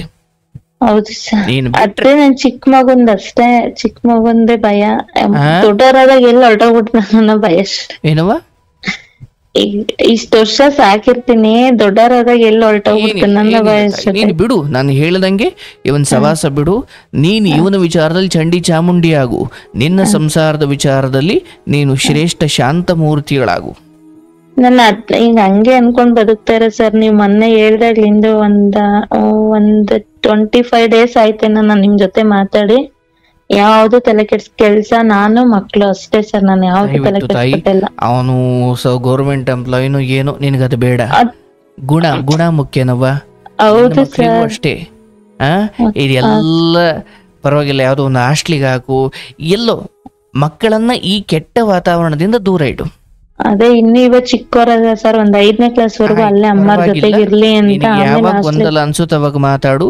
ಬಟ್ ನನ್ನ ಅನುಗ್ರಹ ಅಥವಾ ನಿನ್ನ ಮೇಲೆ ಮಾಡ್ತಿರೋ ಕೃಷ್ಣನ ಅನುಗ್ರಹದಿಂದ ನಿನಗೆ ನಾನು ಆಶೀರ್ವದಿಸ್ತೀನಿ. ನೀನು ಹೀಗೆ ಇದನ್ನ ಬಿಟ್ಟು ನಿನ್ನ ಪಾಡಿಗೆ ನೀನು ಬದುಕನ್ನು ಕಟ್ಟಿಕೊಂಡು ಅವನು ಮುಂದ್ಗಡೆ ಬಂದ್ರು ಚಪ್ಪಲಿಲಿ ಹೊಡೆದು ಓಡಿಸೋ ಥರ ನೀನು ಎಲ್ಲಿವರೆಗೂ ಗಟ್ಟಿಗಿತ್ತಿ ಆಗೋದಿಲ್ವೋ ಅಲ್ಲಿವರೆಗೂ ಮಕ್ಕಳು ನಿನ್ನ ಕೈಲಿ ನಿಲ್ಲೋದಿಲ್ಲ. ಈಗ ನಿಂತರೂ ಕೂಡ ನಾಳೆ ದಿನ ಆ ಕರ್ಮಗಳ ಕಾರಣಕ್ಕಾಗಿ ಮಕ್ಕಳನ್ನ ನೀನು ನೋಡ್ತಿದ್ದಂಗೆ ಕಳ್ಕೊಳ್ತಾ ಹೋಗ್ತೀಯ. ಸಾವಾಗುತ್ತೆ ಅಂತ ಹೇಳ್ತಿಲ್ಲ, ಆದ್ರೆ ಒಬ್ಬ ತಾಯಿಯಾಗಿ ನೀನೇನು ಬಯಸ್ತಾ ಇದೆಯೋ ಅದು ನಿನಗೆ ಸಿಗಲ್ಲ. ಹೌದು ಸರ್, ನನ್ ಮಕ್ಕಳ ಜೊತೆಗಿರ್ಬೇಕು ಸರ್. ನಮ್ಮಮ್ಮ ಅಷ್ಟ್ ದೊಡ್ಡ ಮಗನ್ನ ಕಳ್ಕೊಂಡು ಇವತ್ತು ಸುಖ ಮಾತಾಡೋದು, ಖುಷಿ ಪಡೋದು ಇದನ್ನೆಲ್ಲ ಬಿಟ್ಬಿಡು. ಒಬ್ಬ ತಾಯಿಯಾಗಿ ನೀನು ಕರ್ತವ್ಯ ಮಾಡು. ಅರ್ಥ ಆಯ್ತಲ್ಲವಾ? ಅದನ್ನ ಮಾಡು. ನಿನ್ ತಂದೆ ತಾಯಿಗೆ, ಗಂಡನಿಗೆ, ಮಕ್ಕಳಿಗೆ ಇಷ್ಟೇ. ನಾವು ಏನೂ ಇಲ್ಲ, ಎಲ್ಲ ಸುಖಗಳಿಂದ ಅಬ್ಬಬ್ಬ ಅಂದ್ರೆ ಇನ್ನೊಂದು. ಅವ್ರು ಮಾತಾಡ್ತಾರೆ ಸರ್, ನನ್ ಗಂಡ ಇಲ್ಲ ಅಂತ ಹೇಳಲ್ಲ, ಬಟ್ ಬೆಂಗಳೂರಿಗೆ ಬರಲ್ಲ ಸರ್, ಅದೇ ಬೇಜಾರು. ನಾನ್ ಅಲ್ಲೇದು ಸಮಸ್ಯೆಗಳಿದ್ದಾವೆ. ನಾಳೆ ಮುಂದೊಂದು ದಿನ ನಿನ್ನ ಮಗನಿಗೆ ಮದುವೆ ಆಗಿ ನೀನೊಬ್ಬ ತಾಯಿಯಾಗಿ ಅವನ ಹೆಂಡತಿಗೋಸ್ಕರ ನಿನ್ನನ್ನು ಬಿಡಬೇಕಾ ಅಂತ ಬಂದಾಗ ಅವನು ಒಳ್ಳೆಯವನಾದ್ರೆ ನಿನ್ನನ್ನು ನೋಡ್ಕೊಳ್ಬೇಕು. ಹೆಂಡತಿ ಬಿಡಬೇಕು ಅದು ಒಳ್ಳೇದು ಅಂತ ಅಲ್ಲ, ಆದ್ರೆ ಪರಿಸ್ಥಿತಿ ಕೆಲವೊಮ್ಮೆ ಹಂಗ್ ಬಂದ. ಅಟ್ಲೀಸ್ಟ್ ಸರ್ ನನ್ ಬಂದು ಇವಾಗ ಒಂದು 7 month ಆಯ್ತು. 7 month ಅಲ್ಲಿ ಒಂದು ದಿನಾನು ಬಂದಿಲ್ಲ. ಅಂದ್ರೆ ಅಕ್ಕಪಕ್ಕದ ಮನೆಯವರು ಏನು ಗಂಡ ಮಕ್ಳು ಇದಾರೆ ಅಂತಾರೆ, ಇಲ್ಲಿ ನೋಡಿರೋ ಒಬ್ರೇ ಇರ್ತಾರೆ ಅಂದ್ರೆ ಅವ್ರ ದೃಷ್ಟಿಕೋನ ಬೇರೆ ರೀತಿ ಇದೆ. ಅದೊಂದು ನನ್ಗೆ ಕೆಲವೊಂದ್ ಟೈಮು ಅಳನೆ ಬರ್ತೈತೆ ನಂಗೆ. ಯಾರು ಇಲ್ದೇ ರೀತಿ ಈ ತರ ನೋವಾಗ್ತಿತ್ತಲ್ಲಪ್ಪ ಅಂದ್ರೆ ಅವ್ರು ಮೈಂಡ್ ಮೆಂಟಾಲಿಟಿ, ಅವ್ರು ಮಾತಾಡ್ಸೋದು, ಅದು ಇರಿಟೇಷನ್ ಅನ್ಸುತ್ತೆ. ನಿನ್ನ ಮನೆಯ ನೋವುಗಳನ್ನ ಮುಖದ ಮೇಲೆ ತೋರಿಸೋದನ್ನ ಬಿಡವ. ಅರ್ಥ ಆಯ್ತಲ್ಲ? ನಿನ್ನ ಮನೆ ಒಳಗಡೆ ಯಾರಿದ್ದೀರಾ, ಇದಾರ ಇಲ್ವಾ, ಗಂಡ ಇದಾರ ಇಲ್ವಾ, ಪಕ್ಕದವ್ರಿಗೆ, ಅದರಲ್ಲೂ ಊರಿಗೆ ಅನ್ನ ದುಡ್ಕೊಳಕ್ ಬಂದಿರೋರ್ಗೆ ನನಗೆ ಅದೆಲ್ಲ ಬೇಡದೇ ಇರೋ ವಿಚಾರ. ಹೌದಲ್ಲ? ಹೌದು ಸರ್. ದಯವಿಟ್ಟು ಅದರದೇ ಆದ ರೀತಿ ನೀತಿ ಮತ್ತೆ ಅವರು ಹೆಂಗಿರ್ಬೇಕು, ಮಾತಾಡೋ ರೀತಿನೇ ಕೆಡ್ತಾಗಿರುತ್ತೆ ಸರ್. ಅದು ನನಗೆ ಬಹಳ ಬೇಜಾರಾಗುತ್ತೆ. ಅವ್ರು ಮಾತಾಡೋ ರೀತಿನೇ ಕೆಡ್ತಾಗಿರುತ್ತೆ, ಅದು ನಂಗೆ ಬಹಳ ಬೇಜಾರಾಗುತ್ತೆ. ಹೆಂಗಿರ್ಬೋದು ಅಂತ ಹೇಳಬಲ್ಲೆ ಹೊರತು ನಿಮ್ ಏರಿಯಾಗ ಬಂದ್ ನಾನು ಅವ್ರನ್ನೆಲ್ಲ ಸರಿ ಮಾಡ್ಲಿಕ್ಕೆ ಆಗಲ್ಲ. ಅವ್ರೆಲ್ಲ ಸರಿ ಮಾಡೋದಲ್ಲ, ನಾವ್ ಎಷ್ಟು ಇದ್ರಾಗಿದ್ರು ಆತರ ಮಾತಾಡ್ತಾರೆ ಅನ್ನೋದ್ ಬೇಜಾರು ಸರ್. ಅವ್ರು ಬೇಜಾರು ಬಿಟ್ಬಿಡು. ಈಗ ಎಂತೆಂತ ತಪ್ಪು ದಾರಿಗೆ ಹೋಗಿ ಆ ಮಟ್ಟಿಗೆ ಬಂದಿದ್ದೀಯ, ಇದ್ಯಾವ್ದವ್ವ? ನಾನೇನ್ ತಲೆ ಕೆಡ್ಸ್ಕೊತಾ ಇಲ್ಲ. ಮತ್ತೆ ನಮ್ ಮನೆಯವರು ಜೊತೆಗ್ ಬಂದಿರೋ ಸರ್. ಲಾಸ್ಟ್ ಟೈಮ್ ನಮ್ ಮಗು ಅಡ್ಮಿಷನ್ ಮಾಡ್ಸಕ್ ಹೋಗಿದ್ವಿ. ಅವ್ರು ಯಾರೋ ಒಬ್ರು 3ನೇ ವ್ಯಕ್ತಿ ಹಿಂಗೆ ಬಂದು ಹೆಲ್ಪ್ ಮಾಡಿರೋ. ಅವ್ರಿಗೆ ಕಮಿಟಿ ಮೆಂಬರ್ ಏನೋ ಪರಿಚಯ ಇದ್ರಂತೆ. 13,000 ಫೀಸ್ ಕಮ್ಮಿ ಮಾಡ್ಸಿರೋ ಸರ್. ಅವ್ರ ಹತ್ರನೇ ಬೇರೆ ರೀತಿನೇ ಮಾತಾಡಿದಾರೆ ಜನ. ಅದು ಕೆಲವೊಂದು ಬೇಜಾರಾಗುತ್ತೆ ಅಷ್ಟೇ ಸರ್. ಅವ್ರು ಅಣ್ಣನಾಗಿ ಹೆಲ್ಪ್ ಮಾಡಕ್ ಬಂದಿದ್ದು, ಅದನ್ನೇ ಬೇರೆ ರೀತಿ ತಿಳ್ಕೊತಾರೆ ಜನ. ಆತರ ಕೇಳಿದಾಗ ನೋವಾಗುತ್ತೆ ಸರ್ ಮನ್ಸಿಗೆ. ಒಬ್ಬ ತಾಯಿಯಾಗಿ ಇಂಥವನ್ನೆಲ್ಲ ಎದುರಿಸ್ಬೇಕಾಗೋದು ಮಕ್ಕಳಿಗೋಸ್ಕರ ಕೆಲವೊಮ್ಮೆ ಸಹಜ. ಹೌದು ಸರ್. ಅವರು ಇವತ್ತೂನು ತಂಗಿ ತರನೇ ಸರ್ ನೋಡೋದು. ಆದ್ರೂ ಅವ್ರಲ್ಲಿ ಹೆಲ್ಪ್ ಮಾಡಕ್ ಬಂದಿದ್ರಲ್ಲ, ಅಂದ್ರೆ ಫೋನ್ ಕಾಂಟ್ಯಾಕ್ಟ್ ಅಲ್ಲಿ ಅಷ್ಟೇ ಹೆಲ್ಪ್ ಮಾಡ್ಸಿದ್ರು. ಅವ್ರು ತಂಗಿ ತರನೇ ನೋಡೋದು. ಆದ್ರೂ ಜನ ಈ ತರ ಮಾತಾಡ್ತಾರಲ್ಲ, ಅವಾಗ ಬಹಳ ಮನ್ಸಿಗೆ ನೋವಾಗುತ್ತೆ ಸರ್. ಆತರ ಅಂದಾಗ ಏನಪ್ಪ, ನಾವು ಒಳ್ಳೆ ರೀತಿಯಾಗಿ ಬದುಕ್ಬೇಕು ಅಂದ್ರೆ ಈ ಪ್ರಪಂಚ ಬದುಕಕ್ ಬಿಡಲ್ಲ ಅಂತ ಬೇಜಾರಾಗುತ್ತೆ ಸರ್. ಇರ್ಲವ, ಜಗತ್ತಿನ ವಿಚಾರ ತಲೆ ಕೆಡಿಸ್ಕೊಳ್ಬೇಡ. ನಿನ್ನೊಳಗಡೆ ಧರ್ಮ ಇರ್ಲಿ, ಅಷ್ಟು ಮಾತ್ರ ಕೇಳ್ಕೊಳ್ಬಲ್ಲಿ. ಮಕ್ಕಳಿಗೋಸ್ಕರ ನೀನು ಎಲ್ಲ ಅವಮಾನ ನೋವುಗಳನ್ನ ಸಹಿಸ್ಕೊಂಡು ಅನ್ನೋದಕ್ಕಿಂತ ಆ ಕೊಚ್ಚೆಗಳಿಂದ ದೂರ ಇದ್ದು ಬದುಕು. ಗಂಡನ ಆ ಟೈಮಾಗ ಹಂಗ ಅನ್ನಿಸ್ದಾಗ ನಂಗೆ ಏನಾದ್ರು ಮಾಡ್ಕೊಂಡ್ ಸತ್ತೋಗ್ಬೇಕು ಅನ್ಸುತ್ತೆ ಸರ್. ಆ ಮಾತು ಆತರ ಅಂದಾಗ, ಏನು ತಪ್ಪಿಲ್ದಾಗ ಅಂದಾಗ ನಂಗೆ ಏನಾದ್ರು ಮಾಡ್ಕೊಂಡ್ ಸತ್ತೋಗ್ಬೇಕು, ಈ ಪ್ರಪಂಚನೇ ಸರಿ ಇಲ್ವಾ, ಇಲ್ಲ ನಾನೇ ಸರಿ ಇಲ್ವಾ ಅಂತ ಅನ್ಸುತ್ತೆ ಸರ್ ನಂಗೆ. ಇಲ್ಲವಾ, ಎಲ್ಲ ನೋಡವಾ, ಡೈವರ್ಸ್ ಆದವ್ರು ಈ ಜಗತ್ತಲ್ಲಿ ಕೋಟ್ಯಾಂತರ ಜನ ಇದ್ದಾರವ. ಆದ್ರೆ ಅದಾದ್ಮೇಲೆ ಏನ್ ನಿರ್ಧಾರ ತಗೊಳ್ತೀರಾ ಅಥವಾ ಗಂಡ ಸರಿ ಇಲ್ದಾಗ ನೀವೇನೇನ್ ನಿರ್ಧಾರ ತಗೊಳ್ತೀರಾ, ಇವೆಲ್ಲ ನಿಮ್ ದುಃಖಗಳಿಗೆ ನೀವು ಮಾಡ್ಕೊಂಡು ಎಡವಟ್ಟು ಹೊರತು ಜಗತ್ತಿನ ಮೇಲೆ ಯಾಕೆ ಆಗ್ತೀರಿ? ನೀವು ಇದ್ದಿದ್ರೆ ಇಷ್ಟೊತ್ತಿಗೆ ಏನೋ ಆಗಿರೋದಲ್ಲ, ಒಂದು ಮಗು ನೋಡ್ಕೊಂಡು ಇರ್ಬೋದಿತ್ತಲ್ಲ.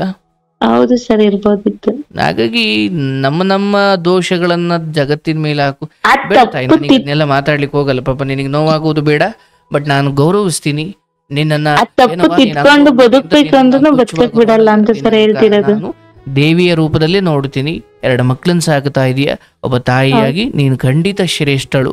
ಆದ್ರೆ ಈ ಹೊರಗಿನ ಗಂಡಸರ ಕೆಲವು ನೀಚ ಬುದ್ಧಿಗಳಿಂದ ಅವರ ಮಾತಿಗೆ ಮೋಹಕ್ಕೆ ಮರುಳಾಗಿ ನಿನ್ನತನವನ್ನೇನು ಬಿಡಬೇಡ. 3 ನಿಮಿಷದ ಸುಖಕ್ಕೋಸ್ಕರ ಆ ತಾಯಿಯ ಸ್ಥಾನಕ್ಕೆ ದ್ರೋಹ ಮಾಡಬೇಡ. ನಿನ್ನ ಪಾಡಿಗೆ ನೀನು ಚೆನ್ನಾಗಿ ಈಗ ಏನ್ ದಾರಿಲಿ ಹೋಗ್ತಾ ಇದೀಯ ಹಂಗ ಹೋಗವ್ವ, ನಿನಗೆ ಇನ್ನೂ ಒಳ್ಳೇದಾಗುತ್ತೆ. ನಾವು ನಿಮ್ಮ ಜೊತೆ ಇರ್ತೀವಿ, ಎಂದಿಗೂ ನಿಮ್ಮನ್ನ ನಾವು ಕೆಟ್ಟದಾಗ ನೋಡಲ್ಲ. ನೀನೇನು ಬಂದು ಹಂಚಿಕೊಂಡ್ರು ನಾನು ನಿನಗೆ ಸಲಹೆ ನೀಡಬಲ್ಲೆ. ಬಟ್ ನಾನು ಒಂದು ಹೇಳ್ತೀನಿ, ನಿನ್ನ ಭಯ ಬೇಡ. ನಿನ್ನ ಮಕ್ಕಳು ನಿನಗೆ ವರವಾಗುತ್ತಾರೆ. ಆ ಮಕ್ಕಳೇ ನಿನಗೆ ಈ ಎಲ್ಲ ನೋವುಗಳನ್ನು ಮೀರಿ ನಿನಗೆ ಸಿಕ್ಕ ಶ್ರೇಷ್ಠ ಫಲ ಅವರೇ ಆಗಿರ್ತಾರೆ. ಅವರಿಂದ ನೀನು ಸುಖವನ್ನೇ ಉಣ್ತೀಯ. ನಿನಗೆ ಅದ್ರ ಬಗ್ಗೆ ಭಯ ಬೇಡ. ಆದರೆ ನಾನು ಹೇಳಿದ ಹಾಗೆ ಈಗ ನೀನು ದೂರ ಇಡಬೇಕಾದ ಕೆಲವು ವ್ಯಕ್ತಿಗಳು, ವಸ್ತುಗಳು, ಪರಿಸ್ಥಿತಿಗಳು ಅದನ್ನ ನೀನು ಮಾಡ್ಲೇಬೇಕು. ಅರ್ಥ ಆಯ್ತಲ್ಲ? ಅದನ್ನ ಮಾಡು. ಕಾಲಕ್ಕೆ ಆಗಾಗ ಬಂದು ಮಾತನಾಡುವ. ನಿನಗೆ ಒಳ್ಳೇದಾಗ್ಲಿ. ಎಂದಾದ್ರೂ ಒಂದಿನ ಮಕ್ಳನ್ನ ಕರ್ಕೊಂಡು ಆಶ್ರಮಕ್ಕೆ ಬಾ. Address sir WhatsApp. ನಾನು ಅದೇ ರೋಡಲ್ಲೇ ಓಡಾಡ್ತೀನಿ ಸರ್, ಆದ್ರೆ ನಂಗೆ ಗೊತ್ತಿಲ್ಲ. ಬ್ಯಾಡ್ರಳ್ಳಿವರೆಗೂ ಬರ್ತೀನಿ ಸರ್. ನಿಮ್ಗೆ ಅವ್ರು ಹೇಳ್ತಾರೆ. ಬ್ಯಾಡ್ರಳ್ಳಿವರೆಗೂ ಬರ್ತೀನಿ ಸರ್. ನಾನು ರೆಗ್ಯುಲರ್ ಆಗಿ ಬ್ಯಾಡ್ರಳ್ಳಿ ಸ್ಟೇಷನ್ಗೆ ಮೆಮೊ ಇರುತ್ತೆ, ಬರ್ತಾನೆ ಇರ್ತೀನಿ ಸರ್. ಅದ್ರ ಮುಂದಕ್ಕೆ ಗೊತ್ತಿಲ್ಲ. ಸರಿ, ನಾವು ವಾಟ್ಸಪ್ ಮಾಡಿ ಹೇಳ್ತಾರೆ. ಓಕೆ ಸರ್, ಒಳ್ಳೇದಾಗ್ಲಿ ತಾಯಿ. ಯಾವುದಕ್ಕೂ ತಲೆ ಕೆಡಿಸ್ಕೊಂಡ್ಬೇಡ, ನೆಮ್ಮದಿಯಾಗಿ ನಿದ್ದೆ ಮಾಡು. ಕೃಷ್ಣ ಇದ್ದಾನೆ. ಒಳ್ಳೇದಾಗ್ಲಿ. Thank you sir.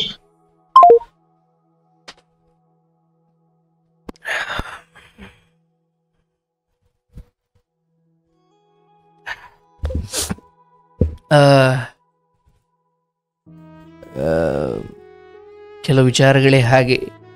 ಈಗ ಏನು ಹೇಳಿ,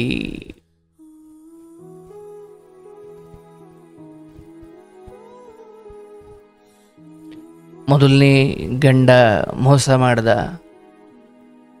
ಯಾರ್ದೋ ಜೊತೆ ಓಡೋದ, ಹಾಗೆ ಇರಬೇಕಾ? ಇಲ್ಲ, ಇನ್ನೊಂದು ಮದುವೆ ಆಗಬೇಕು.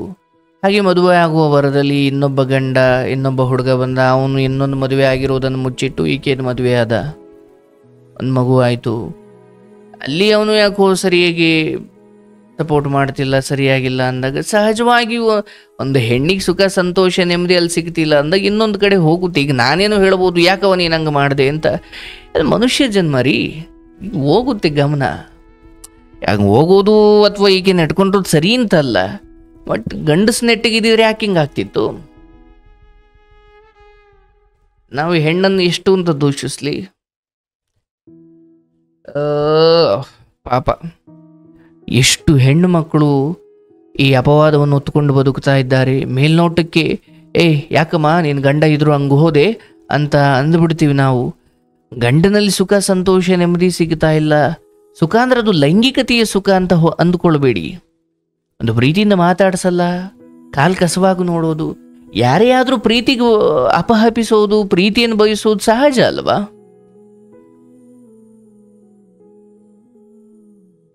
ಹಂಗಂತ ಗಂಡನ ಚಿಕ್ಕ ಪುಟ್ಟ ತಪ್ಪುಗಳಿಗೆ ಹೋಗ್ಬಿಡಿ ಇನ್ಯಾರನ್ನೋ ನೋಡ್ಕೊಂಡು ಅಂತಲ್ಲ. ಈ ಸಂದೇಶ ಹಂಗೆ ತಪ್ಪಾಗಿ ಹೋಗೋದು ಬೇಡ.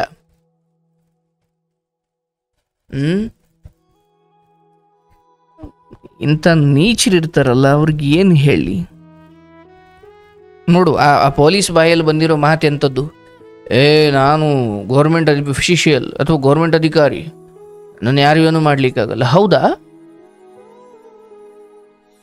ಹಾಗಾದ್ರೆ ಬಂದು ಹೇಳ್ಕೊಳ್ಳಪ್ಪ, ನೋಡೋಣ ಅದು ಯಾಕೆ ಏನು ಮಾಡೋಕ್ಕಾಗಲ್ಲ. ಧರ್ಮಕ್ಕೆ ವಿರುದ್ಧವಾಗಿ ನಿಂತ್ರೆ ಕೊಚ್ಚಿ ಹೋಗ್ತೀಯ.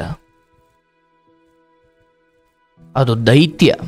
ಧರ್ಮ ಹೂವಿನಷ್ಟೇ ಮೃದು, ಕುಸುಮದಷ್ಟೇ ಮೃದು, ವಜ್ರದಷ್ಟೇ ಕಠಿಣ. ಒಂದು ಹೆಣ್ಣಿಗೆ ಅನ್ಯಾಯ ಮಾಡಿ ಬಳಸಿ ಇವತ್ತು ಬ್ಲ್ಯಾಕ್ ಮೇಲ್ ಮಾಡಿ ನಿನ್ನ ಬದುಕನ್ನು ನಾಳೆ ನೀನು ಮದುವೆಯಾಗಿ ನೀನು ಚೆನ್ನಾಗಿರ್ಲಿಕ್ಕೆ ಇವಳನ್ನು ಈಕೆಯನ್ನು ಇಷ್ಟು ಕೆಟ್ಟದಾಗಿ ಇಷ್ಟು ನಿಕೃಷ್ಟವಾಗಿ ಕಾಣ್ತಿರೋ ನೀನು ನಾಳೆ ಚೆನ್ನಾಗಿರ್ತೀಯ, ಹೌದಾ?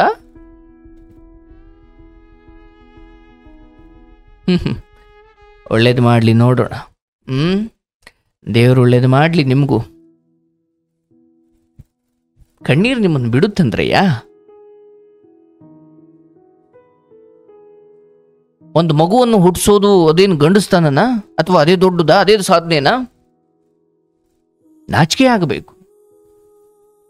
ಏನೋ ಕಷ್ಟದಲ್ಲಿ ನೊಂದು ಬಂದು ನಿಮ್ಮ ಹತ್ರ ಸ್ನೇಹದಿಂದ ಇದ್ದು ಮಾತ್ರಕ್ಕೆ ಅವರನ್ನು ಬಳಸ್ಕೊಂಡು ಹೀಗೆ ಒಂದು ಮಗು ಕೊಟ್ಟು ಆಮೇಲೆ ನಾನು ಮಗು ಸಾಕ್ತೀನಿ, ನಾನು ಸಪರೇಟ್ ಮದುವೆ ಆಗ್ತೀನಿ, ನಿನ್ನನ್ನು ಜೊತೆಲಿ ನೋಡ್ಕೊಂಡು ಹೋಗ್ತೀನಿ. ಇದೊಂದು ಬದುಕ ಇದು? ನೀನು ಯಾವ ಸೀಮೆ ಗೋರ್ಮೆಂಟ್ ಎಂಪ್ಲಾಯಿ ಮಾರಾಯ?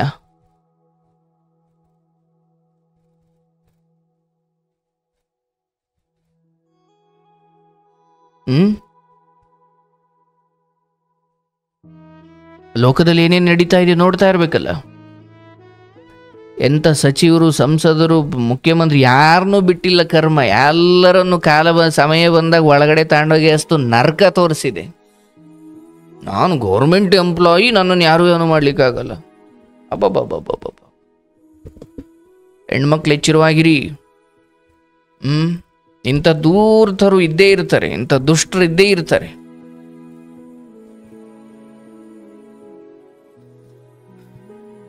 ಕೊಲ್ಲೋಕೊಬ್ಬ ಇದ್ರೆ ಕಾಯಕ್ಕೊಬ್ಬ ಇರ್ತಾನೆ ತಾಯಿ. ಧೈರ್ಯವಾಗಿರು, ಒಳ್ಳೇದಾಗಲಿ. ಈಗ ನಿಂದು ಅನೇಕ ತಪ್ಪುಗಳಿದ್ದಾವೆ, ನಾನೀಗ ಅದನ್ನು ಎತ್ತ ಹಾಡ್ಲಿಕ್ಕೆ ಹೋಗಲ್ಲ. ಬಟ್ ಈಗ 2 ಮಕ್ಕಳನ್ನು ಸಾಕಲಿಕ್ಕೆ ಬುದ್ಧಿವಂತಳಾಗಿದ್ದು ದುಡಿದು ಬದುಕ್ತಾ ಇದೆಯಾ? ನಿನಗೆ ಇನ್ನಷ್ಟು ಶಕ್ತಿ ಬರಲವ? ದೇವ್ರು ನಿನ್ನನ್ನು ಕಾಪಾಡಲಿ. ಅದಕ್ಕೆ ನೋಡಿ, ಅವ್ರು ಹೇಳಿದ್ರು, ನನಗೆ ತುಂಬ ಜನ ಕೆಟ್ಟ ದೃಷ್ಟಿಯಲ್ಲಿ ನೋಡ್ತಾರೆ ಸರ್, ಹಿಂಗೆ ಹೇಳ್ತಾರೆ.